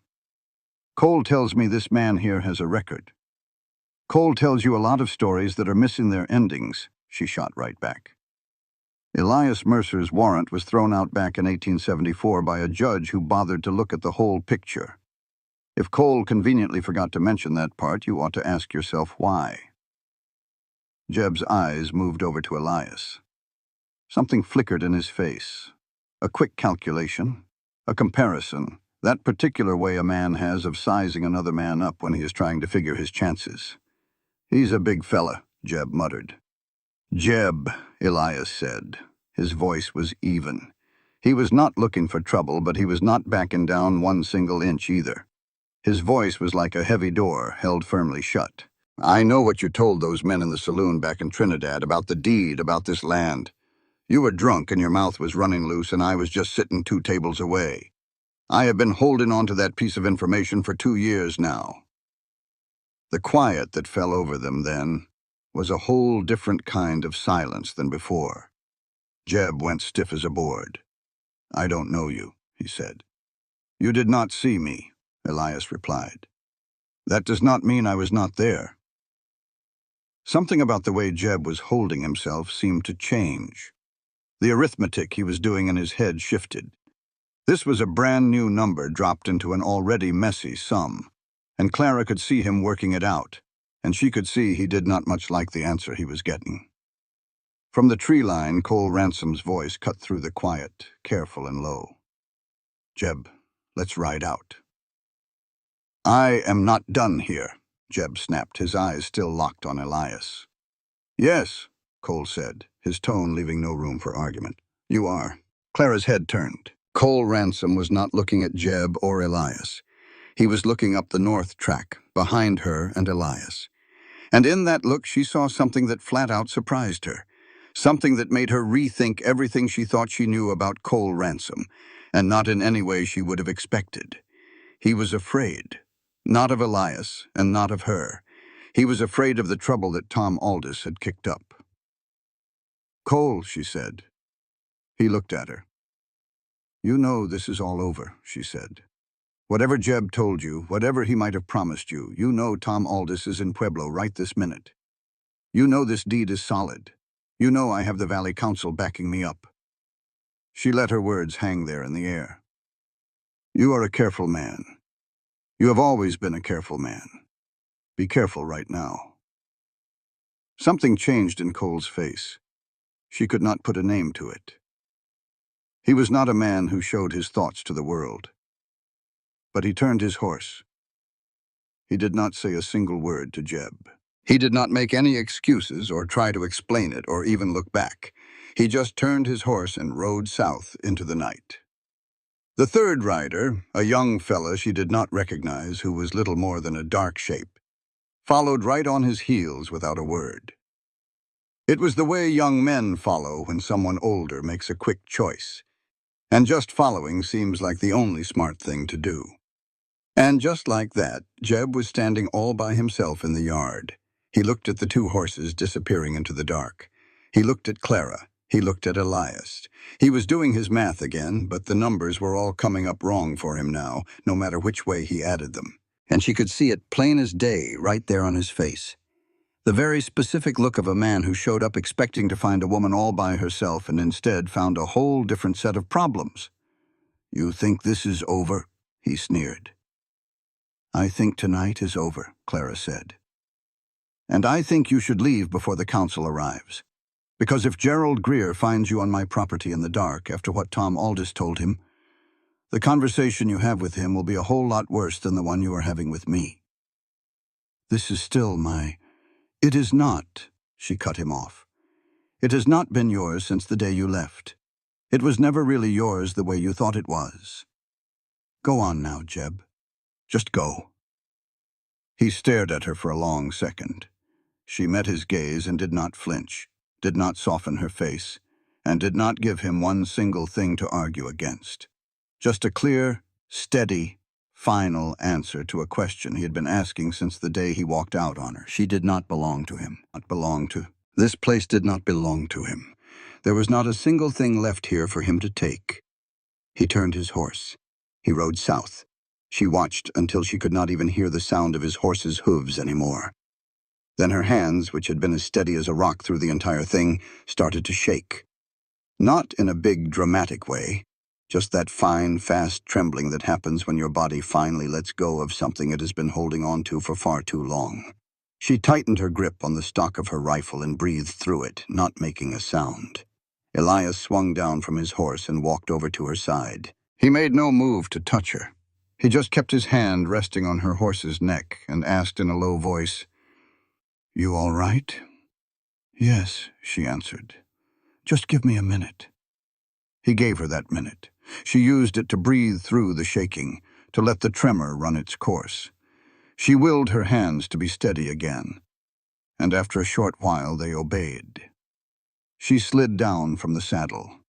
She stood in her own yard, on her own piece of land, with all those summer stars overhead, and she looked at her cabin, her roof, her porch, her chimney standing strong, and she thought, it held. The roof held. "You knew he would back down," she said, turning to Elias. "I knew Cole would," he replied. "Cole's need to save his own hide is a whole lot smarter than Jeb's pride. Once Cole lit out, Jeb was on his own, and he knew it." "You were not certain, though?" "No," he admitted. "I was not certain. But you came down that ridge anyway." "You came down first," he said, plain and simple. "I was just following your lead." She looked straight at him. "Do not do that." "Do what?" "Talk down what you did. You knew there were 3 armed men in this yard, and you rode right on in." "So did you." "I live here," she stated. "So did I," he said, for a time. Those words hung in the quiet air between them, heavy with a story they both knew. But neither one of them spoke on it. Not just yet. Because hoofbeats were coming down the north track, and 6 minutes later, Gerald Greer rode into the yard with 2 councilmen. And just like that, the night became about practical matters for a good long while. Gerald was the sort of fellow who had to talk a thing all the way through just to make sense of it. And he talked for a good 20 minutes, soaking up the story of the night with the sharp mind of a man building a court case inside his own head. While he listened, he asked very specific questions. He put them to Clara first, then to Elias, and then he circled back to Clara again. He did not write down a single word. He had not brought any paper, but Clara had a feeling that every last detail was being sorted and filed away behind his steady gray eyes. When he was finally satisfied, he looked at the both of them and said, "Cole Ransom leaving when he did. That is mighty important. A man like Cole does not ride away from a fight unless he has already figured it is a lost cause. He will not be coming back." "And Jeb," Clara said. Gerald was silent for a moment. "Jeb is a proud man.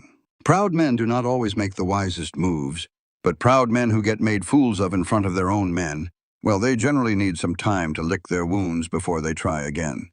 You have bought yourself some time, Clara. Use it. The circuit judge. He is 3 days south. Tom Aldous gets there tomorrow afternoon, and that is the earliest," Gerald said. "Add another day for the judge to hear the tale and draw up the papers. You are looking at 5 days, minimum, before anyone with real legal power gets here. And in those 5 days," Gerald continued, "you are not going to be by yourself on this land. I'm sending my second boy up here come morning. He can bed down in the barn. And I am going to have a word with the Fredericks and the Harlows and the Dunits in the morning about what a community watch is truly for, when a neighbor is in need." He looked over at Elias. "You are staying," he said. It was a statement, not a question. "I am staying," Elias confirmed. Gerald gave a firm nod. He turned his eyes back to Clara. "You have handled this situation better than most men I know would have." "I have had 3 years to practice being ready," she said. He rode out with his councilman an hour later, and the land grew quiet again. It was a new kind of quiet, different from the heavy silence of waiting from before. This was a cleared quiet, not a paused one. The kind of quiet you feel in a field after a big storm has finally rolled on through. Clara made some coffee. She and Elias sat out on the porch. They sat there in the darkness, letting the deep quiet that comes after the sun is gone settle all around them. "Tom Aldous," she finally said into the night. "He is on his way," Elias answered. "The day that Judge arrives, I am filing the divorce papers," she went on. "I want it all taken care of at once. I do not want this mess dragged out in 2 different hearings. I want 1 single day to put it all to bed." "Gerald can arrange that." "I know." A peaceful moment passed between them. "I have been his wife in the eyes of the law for 11 years. The day I stop being his wife needs to be the very same day he answers for what he tried to do tonight." Elias gave a slow nod. He wrapped both of his hands around his coffee cup and stared out at the dark shape of the ridge against the sky. "What comes next?" he asked. His question was careful, its real meaning hiding in plain sight, the way important questions often do, hinting at something without ever touching it. "After," she said, "I have a piece of land with a clean title and a roof that does not leak. I have a letter making its way to my daughter, a letter she might not even open. I have a garden that needs to be harvested before the first frost and a north wall that needs reinforcing, and I have a legal battle that is about to finally turn in my favor." She took a breath. "I have got plenty of after to keep me occupied." "You know that is not what I was asking," he said, his voice quiet. She turned her head to look at him. His gaze was still fixed on the ridge, not on her. He was giving her a way out, a chance to pretend she did not understand, to just let the matter drop, to leave his question hanging in the air for another day, or maybe forever. "I know what you were getting at," she said. "I told you I would be moving on," he said. "I figured 2 weeks, maybe 3. I said the foundation would need more time." And he had been right. It did need more time, but the foundation was strong now. "And Elias," he started to say. "The east corner," she said, cutting him off. "You found that problem with the east corner. It is fixed." "I know." Another silence stretched out. "There is a problem with the north wall, a bigger one than just shoring it up. The timber frame on the inside of that wall has not been right since that terrible winter back in 1873. I have been patching it the best I could. I have not been able to fix it properly. He went completely still. I do not know the first thing about timber framing, she said. But I reckon a man who can figure out a chimney draft and a foundation corner could probably take a look and tell me what it needs. The silence that fell between them felt different from all the others that had come before. It had a new kind of weight to it. It was the silence of two people standing on a narrow step, their shoulders nearly touching, and both of them fully aware of it. I could take a look at it, he finally said. In the morning, she replied. In the morning, he agreed. She went back inside the cabin. He stayed where he was on the step, and she lay in the darkness of her room for a long while, listening to the familiar sounds of a summer night, and later on, the faint noise of him getting settled in the lean-to. And she thought about 11 years and 3 years and 14 days, and how people say time is a straight line, but it certainly does not feel that way. This time she fell asleep without the rifle nearby. She did not even notice she had done it until the sun was fully up. The 5 days that followed felt like letting out a breath you had not realized you were holding. Gerald Greer's second son, a serious 15-year-old boy named William, showed up the next morning with a bedroll over his shoulder. He had a straightforward manner about him that reminded Clara of his mother, and she liked him right away. He made a spot for himself in the barn without a single complaint, asked where he could be the most helpful, and then simply got to work without needing to be told a second time. Elias checked the framing on the north wall that first morning. He said a 12-foot section of it would have to be replaced from the bottom plate up, and that it would take 4 full days of hard work. He said it with the same simple certainty he had used when he told her the porch beam would take 1 afternoon. And Clara asked, "How much for the materials?" He quoted her a fair price, and she just said, "Fine." And that was the end of it. No lengthy explanations, no back and forth over the price. Just two people who had found a way to work alongside each other and were going to keep at it. The valley itself felt different during those 5 days. It seemed quieter on the surface, but she knew better from Hattie's daily updates. Hattie sent a message along every morning with the milk from the Greer farm, a little folded note tucked into the lid of the jar. Clara thought it was both sensible and a little touching. The notes let her know that things were not quiet at all. Gerald had paid a visit to all 6 families in the valley. The Fredericks had changed their story once they heard the full truth from Gerald, instead of just the half-truth from Cole. The Dunits were keeping their opinions to themselves, but had agreed to the plan to keep watch. The Harlows sent their oldest daughter up with a jar of honey and a note that just said, "We are keeping an eye on the South Track." That was all it needed to say. Cole Ransom was not seen again. Jeb was not seen again. The South Track was quiet, and that quiet felt like a different kind of animal now.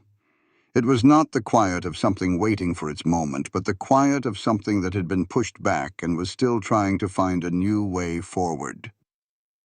On the 3rd day, a letter arrived. Clara was at her work table when William came back from the mail run, holding a small envelope.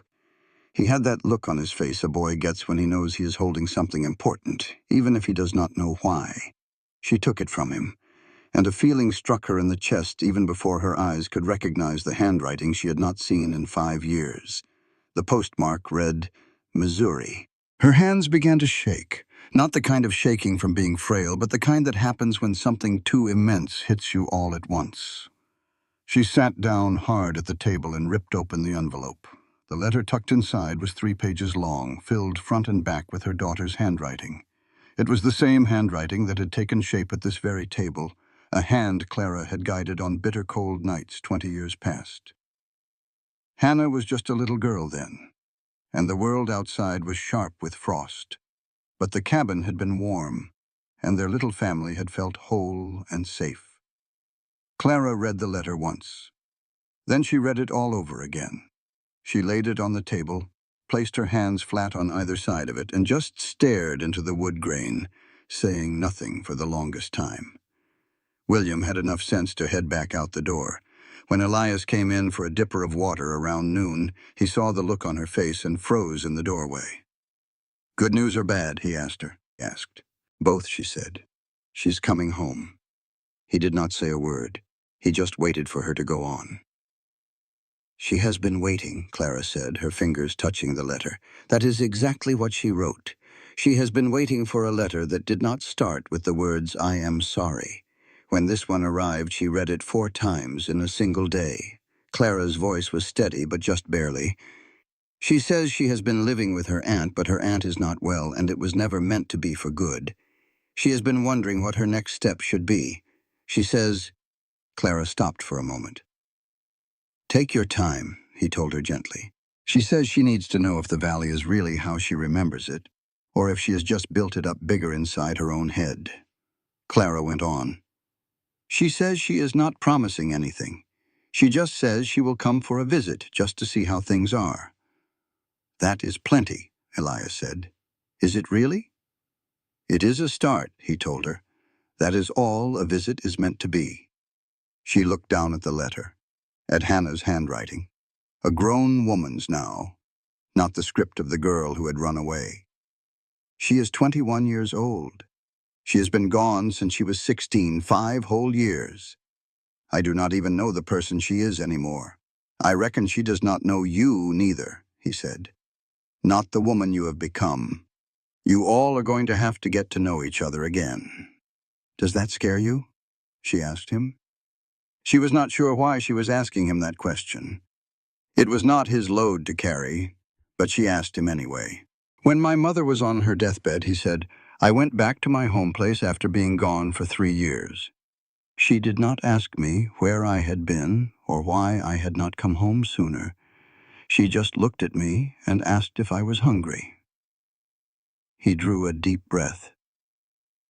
We did not fix every single thing that had broken between us, but we sat and had supper together. We talked about the weather, and we talked about a horse she had bought the spring before, and by the time I had to go, we had found enough common ground to stand on. He paused again. Sometimes you cannot fix it all. Sometimes all you need is a solid piece of ground to start building on again. She looked straight at him. You have never talked about your mother, she said. You never asked me, he replied. Well, I am asking now. He sat down in the chair across from her, not just on the edge or keeping his distance, but settling in like a man who felt he belonged right there. She passed on 2 years ago, right before I started heading north. She was a hard, practical woman who never wasted a word if she did not have to. And she died in her own bed, under her own roof, which is all she ever really wanted. You were with her? I was there. Good, Clara said, her voice soft. Yeah, he said. They sat there at the table in the stillness of the afternoon and just let the quiet be with them for a time. And it was not the careful silence of 2 people watching their step around each other. It was the easy quiet that settles between 2 folks who had stopped trying to seem calm and just were. Hannah's letter was on the table right between them. She will come for a visit, Clara thought to herself. She will come, and she will see the roof that held strong, and the porch that sits level, and the path that does not wash out in a big summer storm. She will see what this place became after I stopped being sorry for it. She will see the 3rd chair. The thought came to her uninvited, and she glanced up to find Elias watching her. He had that patient, honest expression she was starting to know so well. The look of a man who knew how to make waiting mean something instead of just letting time slip away. The north wall, she said. 2 more days, he answered. And after that, there is the south fence line, he said. And his voice was almost too casual, too matter-of-fact in a way that did not quite cover up what was underneath it all. I saw it last week. The 3rd post in from the corner is not sitting right. The first hard frost will push it right up out of the ground if it is not reset. She held his gaze. I reckon that is about a half-day's work, she said. Probably so, he agreed. And after that, he looked her right in the eye. I reckon there is always something around here that needs doing, he said. She looked at him for a long moment. Then she stood up, walked back over to the work table and said over her shoulder, "Supper is at 6. "Yes, ma'am," he said. And this time there was not a single inch of distance in those words. On the 5th day, Tom Aldous showed up again.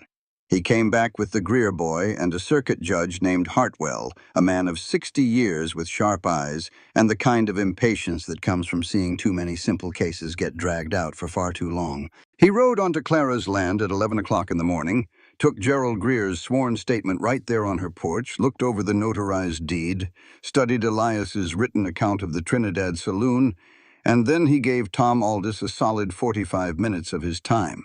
He listened with the kind of focus a man has when he charges by the hour and makes every last second count for something. Then he turned his eyes to Clara and said, "Ma'am, I'm going to need you to tell me in your own words exactly what happened on the night we are talking about. Do not leave a single thing out, and do not add anything you cannot swear is the gospel truth." She told him everything. Her story was neat and tidy. It followed the order of events to a T. She spoke with a sharpness that had been forged by 3 long years of waiting. She had thought about this moment so many times that the words just came out, smooth and certain, with none of the hesitation that comes when you are making up a story as you go. She knew exactly what she witnessed, what she heard, and who spoke every last word. After she finished, Judge Hartwell made 3 quick notes on his paper, looked them over, and announced, "The divorce papers can be started this very day. Being abandoned for 3 years is all the grounds needed under Colorado territorial law. I will see to the filing myself, and it should be official within 30 days. As for Jeb, what Mr. Whitlock did last night is considered criminal trespass and making threats to destroy property. I am issuing a warrant for his arrest this very afternoon. The county sheriff from Pueblo is the one who will serve it." He looked at her from over his papers. He will get the chance to leave the Colorado Territory by his own choice before the warrant is delivered, which is a choice some men in his spot decide is a good idea. If he decides to stay, he will be taken into custody, and Cole ransom. Hartwell glanced over at Gerald Greer. Gerald confirmed that Cole had left the territory 2 days ago. Dunet's boy saw him riding south with all his things packed. He is not planning on returning. Clara let that piece of news sink in. "All right," she said. Hartwell had her sign her name on 4 separate pages. He had Elias and Gerald sign as witnesses, and by 1 in the afternoon he was already back on his horse. Tom Aldous rode south right beside him, acting as the official witness to make sure the warrant was legal. At the front gate, Tom Aldous pulled back on his horse's reins and glanced back at Clara. "I am truly sorry I could not get here any quicker," he said.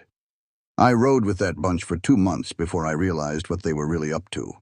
The moment I knew, I should have done something faster." "You did something," she told him. "That is the part that counts." A determined look settled on his young face.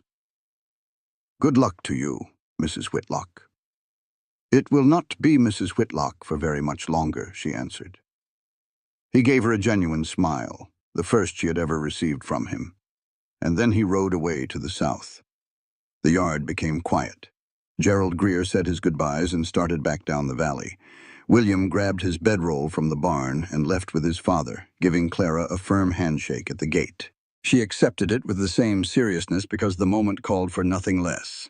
And then she was alone, on her own land, holding her signed papers in the summer afternoon, while Elias stood quietly at the corner of the porch. She stood right in the middle of the yard and took it all in.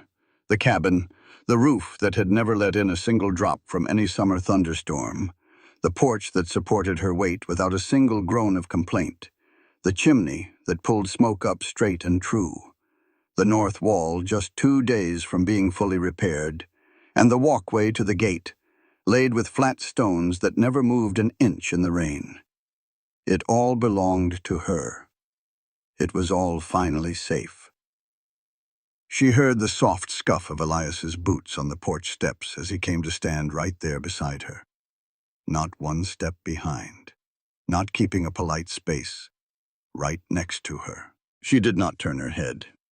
"It is finished," she said. "The legal part is, anyway," he responded.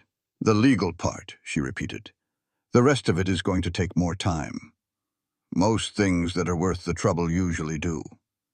She finally turned to look directly at him. There was something she had been holding inside for a while, something she had not yet said out loud.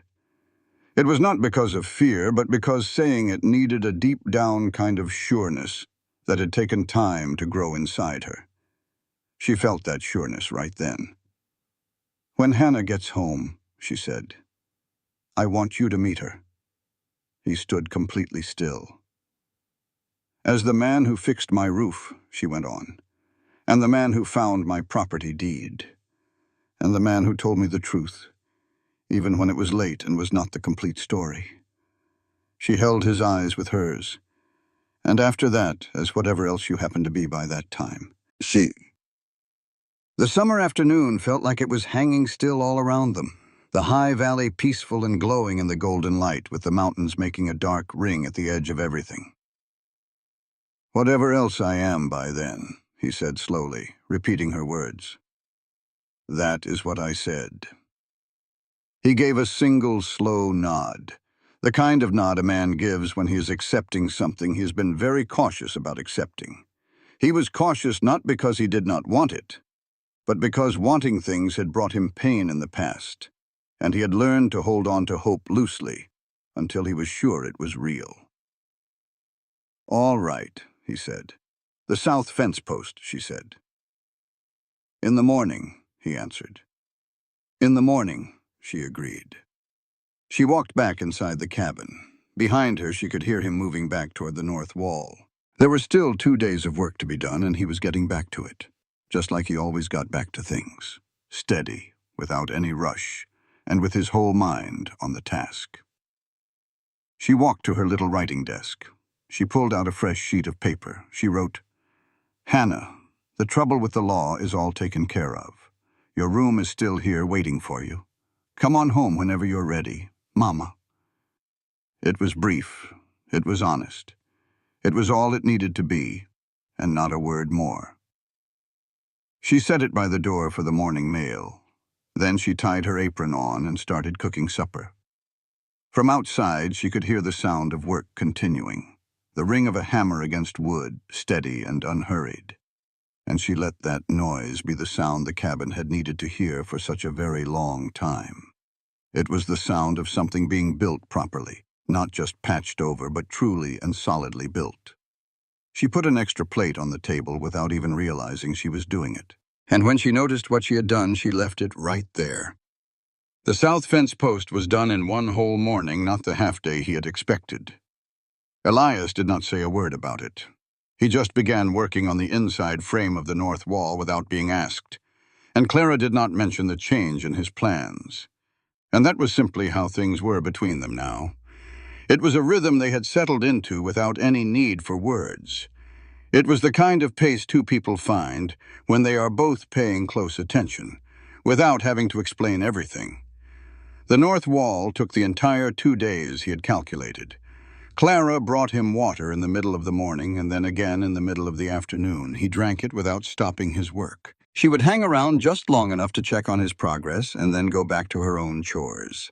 The third time she came out, she sat herself down on a flipped-over crate close to the wall and just watched for a bit, not making believe she was there for any other reason.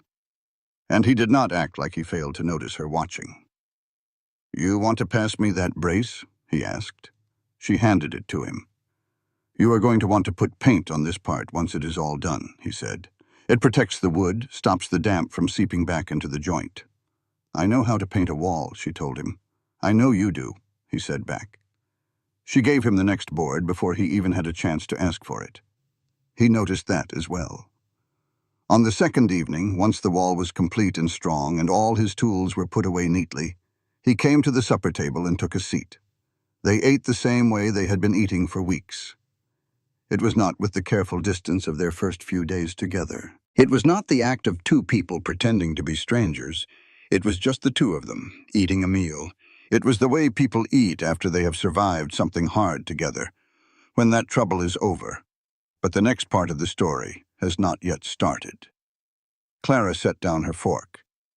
"I got a letter from the records office today," she said. He raised his eyes. The divorce request has cleared the first hurdle. Hartwell made sure it moved quickly. Gerald figures he put it at the very top of the stack. She took a breath. 30 days can become 15 when a judge decides a thing needs to be settled. 15 days, Elias said, give or take a few. And about Jeb, she went on.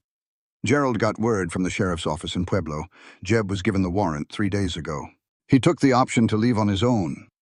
She said it plainly, the way she said things that were too heavy to be colored with any feeling.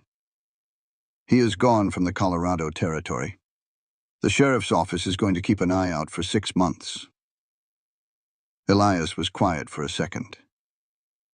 How does that make you feel? He asked. She thought about it honestly, the way she had been thinking about everything these days. She did not give a fast answer, or a polite one, but the true one. Relieved that he is gone, angry that it took this long, and knowing that neither of those feelings tells the whole story. She picked her fork back up. I spent 11 years with that man, and most of them were bad, but I walked into it by my own choosing, and that is a weight that I have to carry. You were only 23 years old when you married him, Elias said. I was, she answered. That is not an age where a person knows enough to keep themselves from making the wrong kind of decision. She looked straight at him. You sound like you know a thing or two about that. I joined up with a cattle crew when I was 19 that, as I found out later, was actually moving stolen horses, he said. I had no idea until I was 2 months in. I quit the very day I found out, but it still cost me. He paused for a moment. Being young and not knowing what you are getting into is not a weakness in your character. It is just a part of being young. She held his gaze. Is that what you tell people to make them feel better? No, he said. It is what I tell them, because it is the truth. I do not say things just to make folks feel better. That kind of comfort tends to burn off with the morning sun. She knew he was right about that. She had known it since about the 4th day, back when he told her about the saloon in Trinidad without trying to sugarcoat it. It was one of those things she had filed away about him without even thinking. The way a person takes note of things that are dependable, things that can hold weight, things you can build a whole life on. 15 days, she said again. 15 days, he repeated after her. She went back to eating her supper. He did the same.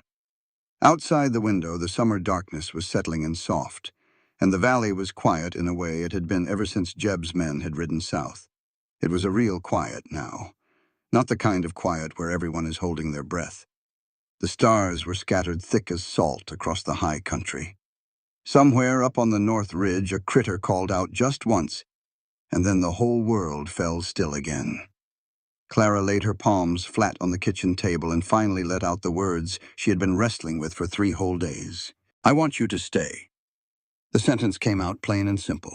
There were no pretty words wrapped around it. There was no back door left open for him to slip through. She figured if she was going to say it, she was going to say the entire truth. Half-said things had not gotten her anywhere in her life, and she was done with them for good. Elias set his fork down, real careful. He did not answer right away, and she gave him the room for that silence. She had learned his quiet moments meant he was giving an honest answer the time it deserved, instead of just spitting out the first thing that came to mind. Clara, he started. I know what you are about to say. She cut him off. You are going to tell me that trouble seems to follow you wherever you go. You are going to say that a man with your kind of past is a heavy load for a woman who just got her own legal mess sorted out. You are going to say something that sounds smart and unselfish, like you are just looking out for my best interest, but it is really just an old bad habit wearing a brand new coat. He just looked at her. Am I wrong? She asked. A long moment of silence passed between them. No, he finally said. Well then, I will tell you the same thing I told Jeb out on that porch. She held his gaze steady. I am done making my choices based on being afraid. That includes being scared of what it might cost you to stay, which is your own burden to carry, and being scared of what it costs me to ask, which is mine to carry. I am asking. What you decide to do with that is your own business.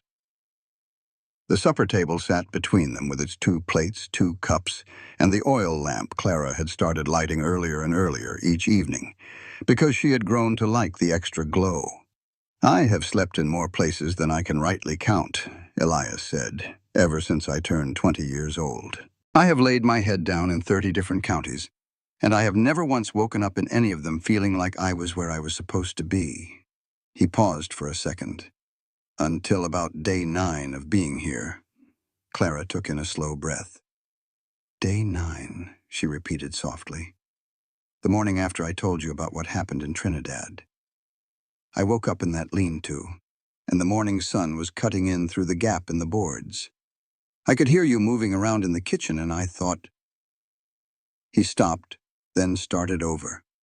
"I thought, there it is. And then I spent the next full week trying to talk myself right out of it." "And were you wrong?" "No," he said. "I was not." She looked at him from her side of the table. "Then stay." "I will stay," he said. It was not a big show, not a loud announcement. It was just a fact. It was just a man accepting something that was already a fact. The same way you accept a foundation that has been fixed right. You do not throw a big old party for it. You just stand on it and trust it is going to hold you. She stood up and carried the plates over to the wash basin. He brought his own cup and came right up beside her, and they washed the dishes together, just like they had started doing 4 days ago, without a single word about it. Side by side in that kitchen, the lamplight threw their shadows tall on the north wall, a wall that was now solid and sealed and standing proud, just like it was meant to. "Hannah's letter," Clara said, as she handed him the second plate to dry. "What about it?" "She said she was coming for a visit, but she never said when." "Letters take their sweet time getting where they are headed," he said. "She is a thoughtful kind of person." Clara nodded. She always was. She thinks a thing clean through to the end before she makes a move. She got that. She paused for a moment. She did not get that from Jeb. "No," he said, his voice quiet. "She is coming," Clara said. "I know she is. I just do not know if that means in 3 weeks or 3 months. Whenever it is," he said, "that north wall will be solid and the roof will hold true. And there will be someone here who knows how to step aside when she needs her room and how to stay close when she does not." Clara turned to look straight at him. He dried the plate with that special kind of care he gave to everything, complete and unhurried, like that one single plate deserved to be dried perfectly. "You think about her," Clara said. "I think about what it must have cost her to write that letter back," he said. 5 years gone, and her mother sends a letter that does not even start with an apology, and she reads it 4 times in one day. He put the plate up on the shelf. "That is a girl who never gave up on wanting to come home. She just needed to be certain it was a safe place to land." Clara stood there, perfectly still. "I know a thing or two about that," he said, not looking at her, his eyes on the shelf. "Wanting to be somewhere but not being sure if you are welcome." She put the last cup on the shelf. "You are welcome," she said. He turned. For just a second, they were just 2 people standing in a kitchen at the end of a long summer day. The lamp glowed between them. The mountain was a dark shape outside the window, and everything around them felt mended and clean and solid. "I'm going to check on the barn," he said. "I know," she said. "He left." She stood right there in her kitchen and let herself feel the true size of what had just settled into place. Not in some big, showy way, not with a lot of fuss, but in the way that good things sometimes arrive. Quietly, with all their weight, landing right where they were always supposed to be. She went to bed. She slept without the rifle. She had not even realized the first time she did it. But she noticed now. And she laid there with that new truth for a little while. The weight of it, or maybe the lack of weight. The burden she had carried every single night for 3 years was just gone. It felt like the last heavy stone being lifted from a pack she had been carrying for so long. She had forgotten how much it even weighed. She let out a long, slow breath. She slept. 14 days later, Hannah came. Clara did not know it was going to be that morning. She found out the same way she found out most things that mattered, after it had already happened, by the ripple it made. She was out in the garden when she heard a horse on the north track. Not the south one, but the north one, the long way around. She stood up straight, her hands covered in dirt, and her heart beating a funny little rhythm in her chest that she refused to call panic. Because it was not quite panic.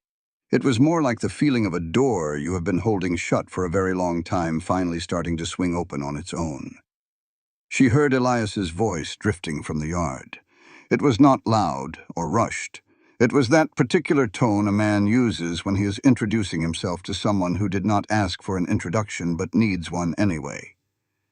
She heard the sound of his boots on the stone path. She heard him say, "She is out in the garden, I will let her know you are here." And then he was standing at the garden gate, and his face had the look of a man who understood the exact importance of the next 60 seconds and was handling it with the proper care. She rode up the north track, he said. She did not want to come up the south way.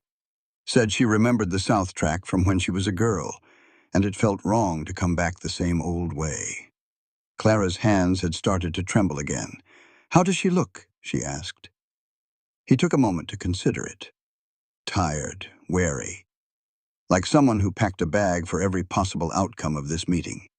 "Is she angry?" "I do not think so," he said.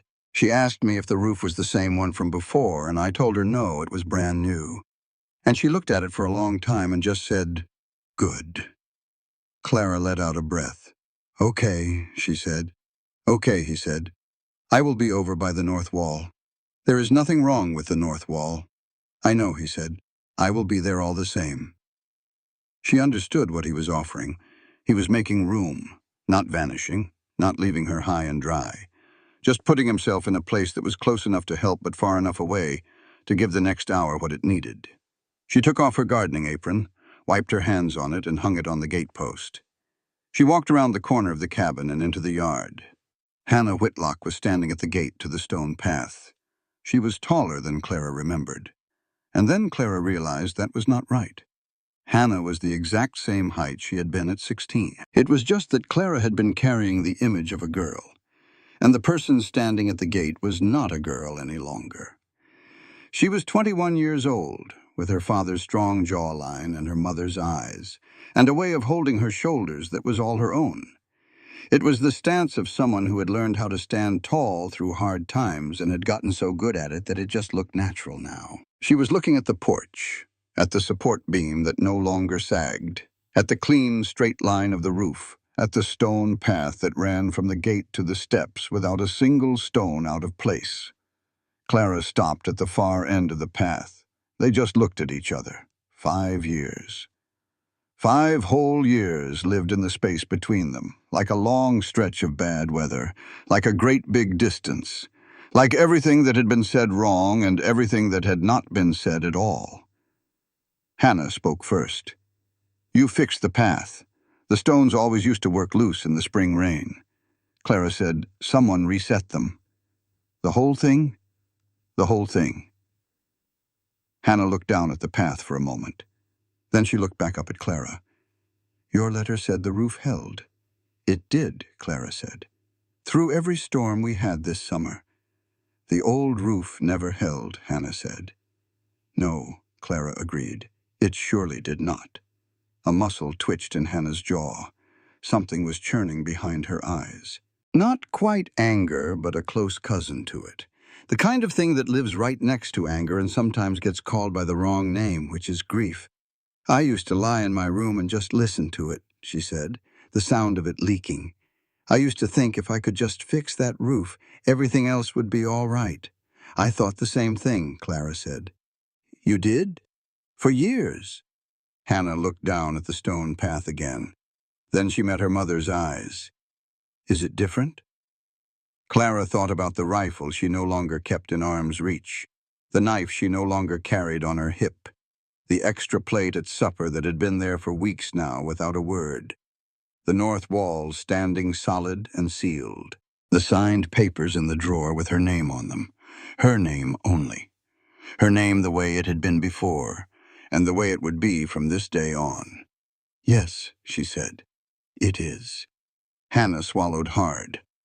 Mama, she said. That was all, just that one word.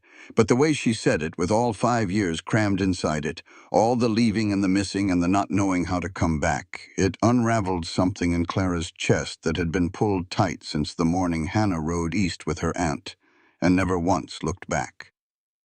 Clara walked up the stone path. Hannah walked down it. They met right there in the middle. Neither one of them was graceful about it, and neither was careful.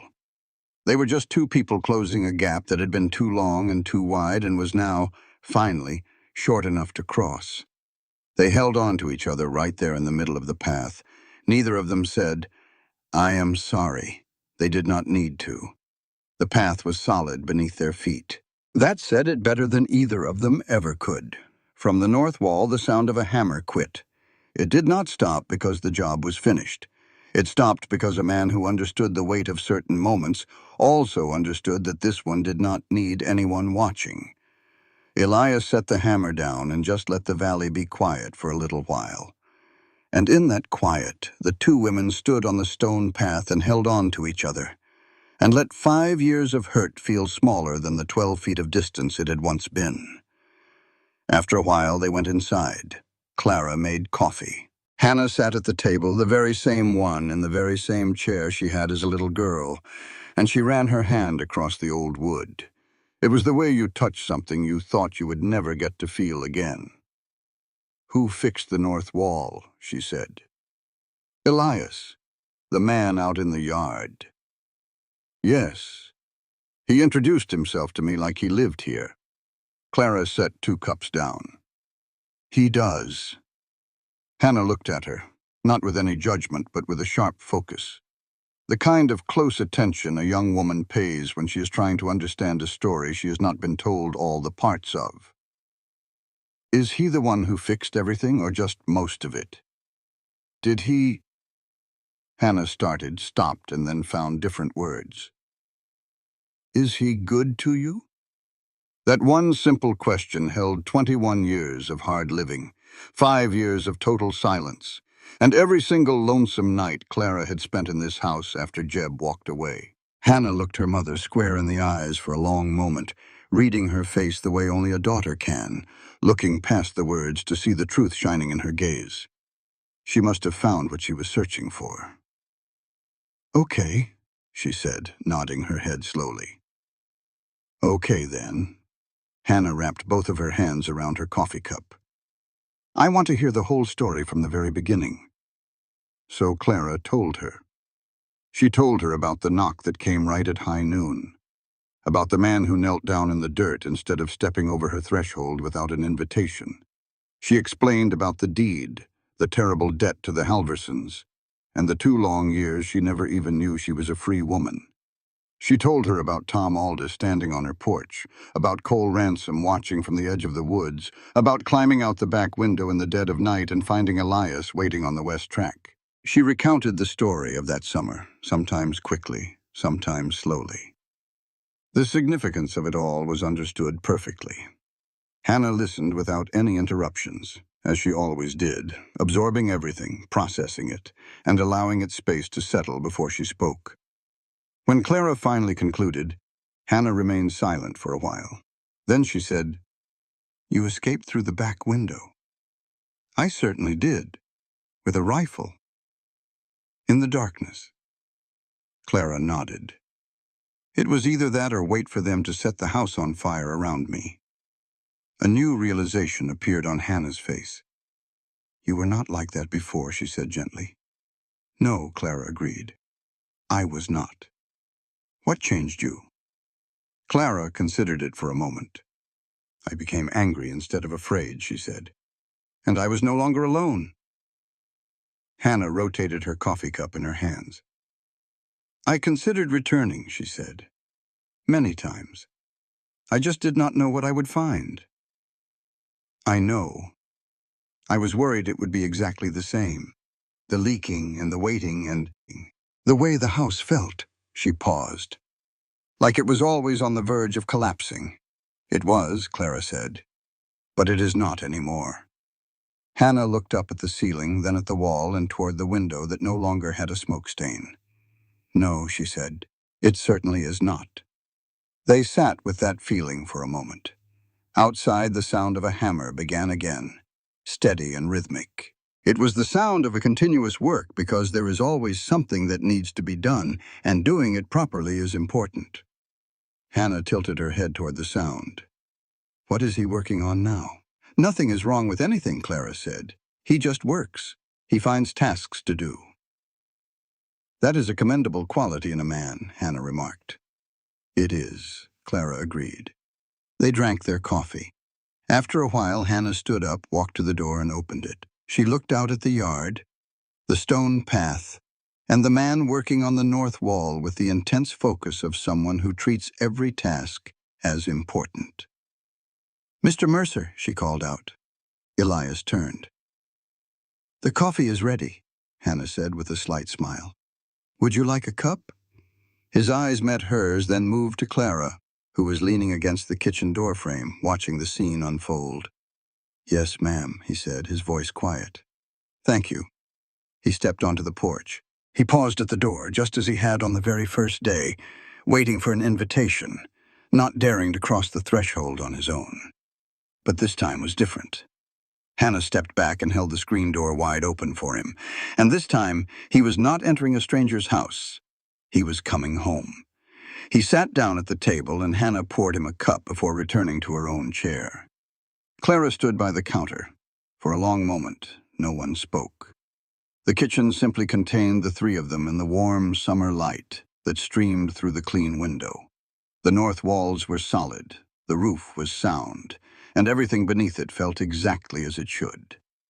Then Hannah looked at Elias and said, "Mama mentioned that you looked up her deed." "I did," he replied. He got it done before she even realized it was a favor she needed, before she even knew there was a problem to begin with. Hannah studied him with her mother's eyes, but the way she was sizing him up was all her own. "Why did you do that?" she asked. "Because it was the right thing to do," he answered, plain and simple. "And I was here to do it." That was the whole story. Hannah held his gaze for another moment, before her eyes flickered over to her mother. A complete conversation happened in that single look. The kind of quiet talk that mothers and daughters have when they truly know one another's hearts. Clara gave a tiny, approving nod. Hannah turned her attention back to Elias. "Can you show me how to set a fence post right?" she asked. "The one over on the east pasture has been crooked since I was 12 years old, and no one ever got around to fixing it." A small smile pulled at the corner of Elias's mouth. "After we have our coffee," he said. After coffee, she agreed. Clara turned back to the kitchen counter. Her hands were perfectly steady. Her heart felt full of something that wasn't exactly happiness, because happiness always felt like it could disappear in a puff of smoke. This was different. This was solid. Something you could build on. The kind that stands up to summer thunderstorms and winter freezes and the slow march of time. It was the feeling of a foundation that had been through it all and held true, and would hold true for years to come. She remembered a man on his knees in the dust of her yard that first day, holding his hat in both hands, telling her, "I haven't been welcome anywhere for 3 years." She pictured Hannah standing at the gate, staring down at the stone path. Her mind went back to 15 days of sweat and toil and a signature on a document that meant her name was finally hers and hers alone. She thought about what Elias had told them at the dinner table. "I've laid my head down in 30 different counties, and I never once woke up feeling like I was in the right place. Not until about day 9 right here." She remembered the third chair she had set at the table weeks ago without saying a word, and the fourth one that was going to be needed now. Neither one of those additions needed a big announcement or a long explanation. They just needed to be done, the same way that anything that really mattered needed doing. Just steady work without a lot of fuss, one day after the next. She wiped her hands on her apron and stepped toward the doorway. Out on the stone path, Hannah was already firing off questions, and Elias was answering every one. He was walking her out toward the paddock, telling her about how the soil breathes and how deep a post needs to sink. He explained how the frost can heave the ground up in the winter if you don't set the anchors good and proper. Hannah was nodding right along, listening with the kind of focus that meant she was planning to remember and use every single word. Clara just stood there in the doorway of her own cabin. Cabin, her land deed, her daughter, and her man. He walked along that stone path with his hat held in his hand, just like he always did when he wasn't working.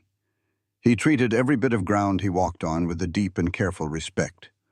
The summer valley stretched out all around them, with the ridge, the tall prairie grass, and the mountains standing like dark sentinels at the edge of the world. High up above, the late August sky was a deep, unbelievable blue that you only find way up in the high country. It was the kind of blue that made you feel small but also let you know exactly where you belonged. Small in a good way. It told you that you were just one part of something a whole lot bigger than yourself, but you were planted firm in the piece of it that was all yours. The roof over her head was strong, the path under her feet was solid, and the woman standing in the doorway of the home she had poured her whole life into had finally made it all the way home. This was the place she had been working toward for 11 years, then another 3, and 14 days, and it all started with a single knock on her door under the high noon sun. This was more than just being safe, more than owning property, more than a life free from fear. This was home, the real thing, the kind with a roof that doesn't leak a single drop, the kind you get by staying put when it would have been a whole lot simpler to just walk away. You build it by fixing what's broken instead of leaving the mess for someone else. You build it by opening your door to the right folks and trusting them to treat your home with care. Clara May Whitlock stood in her doorway and watched her daughter learn how to set a fence post. The man teaching her was the same one who had knelt in her yard just 3 weeks ago, searching for a place where he could feel finally and truly and completely welcome. And she understood that this very moment was what the entire summer had been leading up to. It wasn't about the mended roof or the clear deed, or even the legal papers with only her name written on them. It was about this, right here. 3 people on a stone path on a late morning in August with the mountains keeping watch over them, the daily work moving forward, and the foundation staying strong. A house truly becomes a home on the day that someone who is strong enough to leave proves they are even stronger by making the choice to stay. And on that morning in that valley, in the high summer country of the Colorado Territory, in the year 1876, every single person who mattered had stayed. That was plenty. That was absolutely everything. That was all.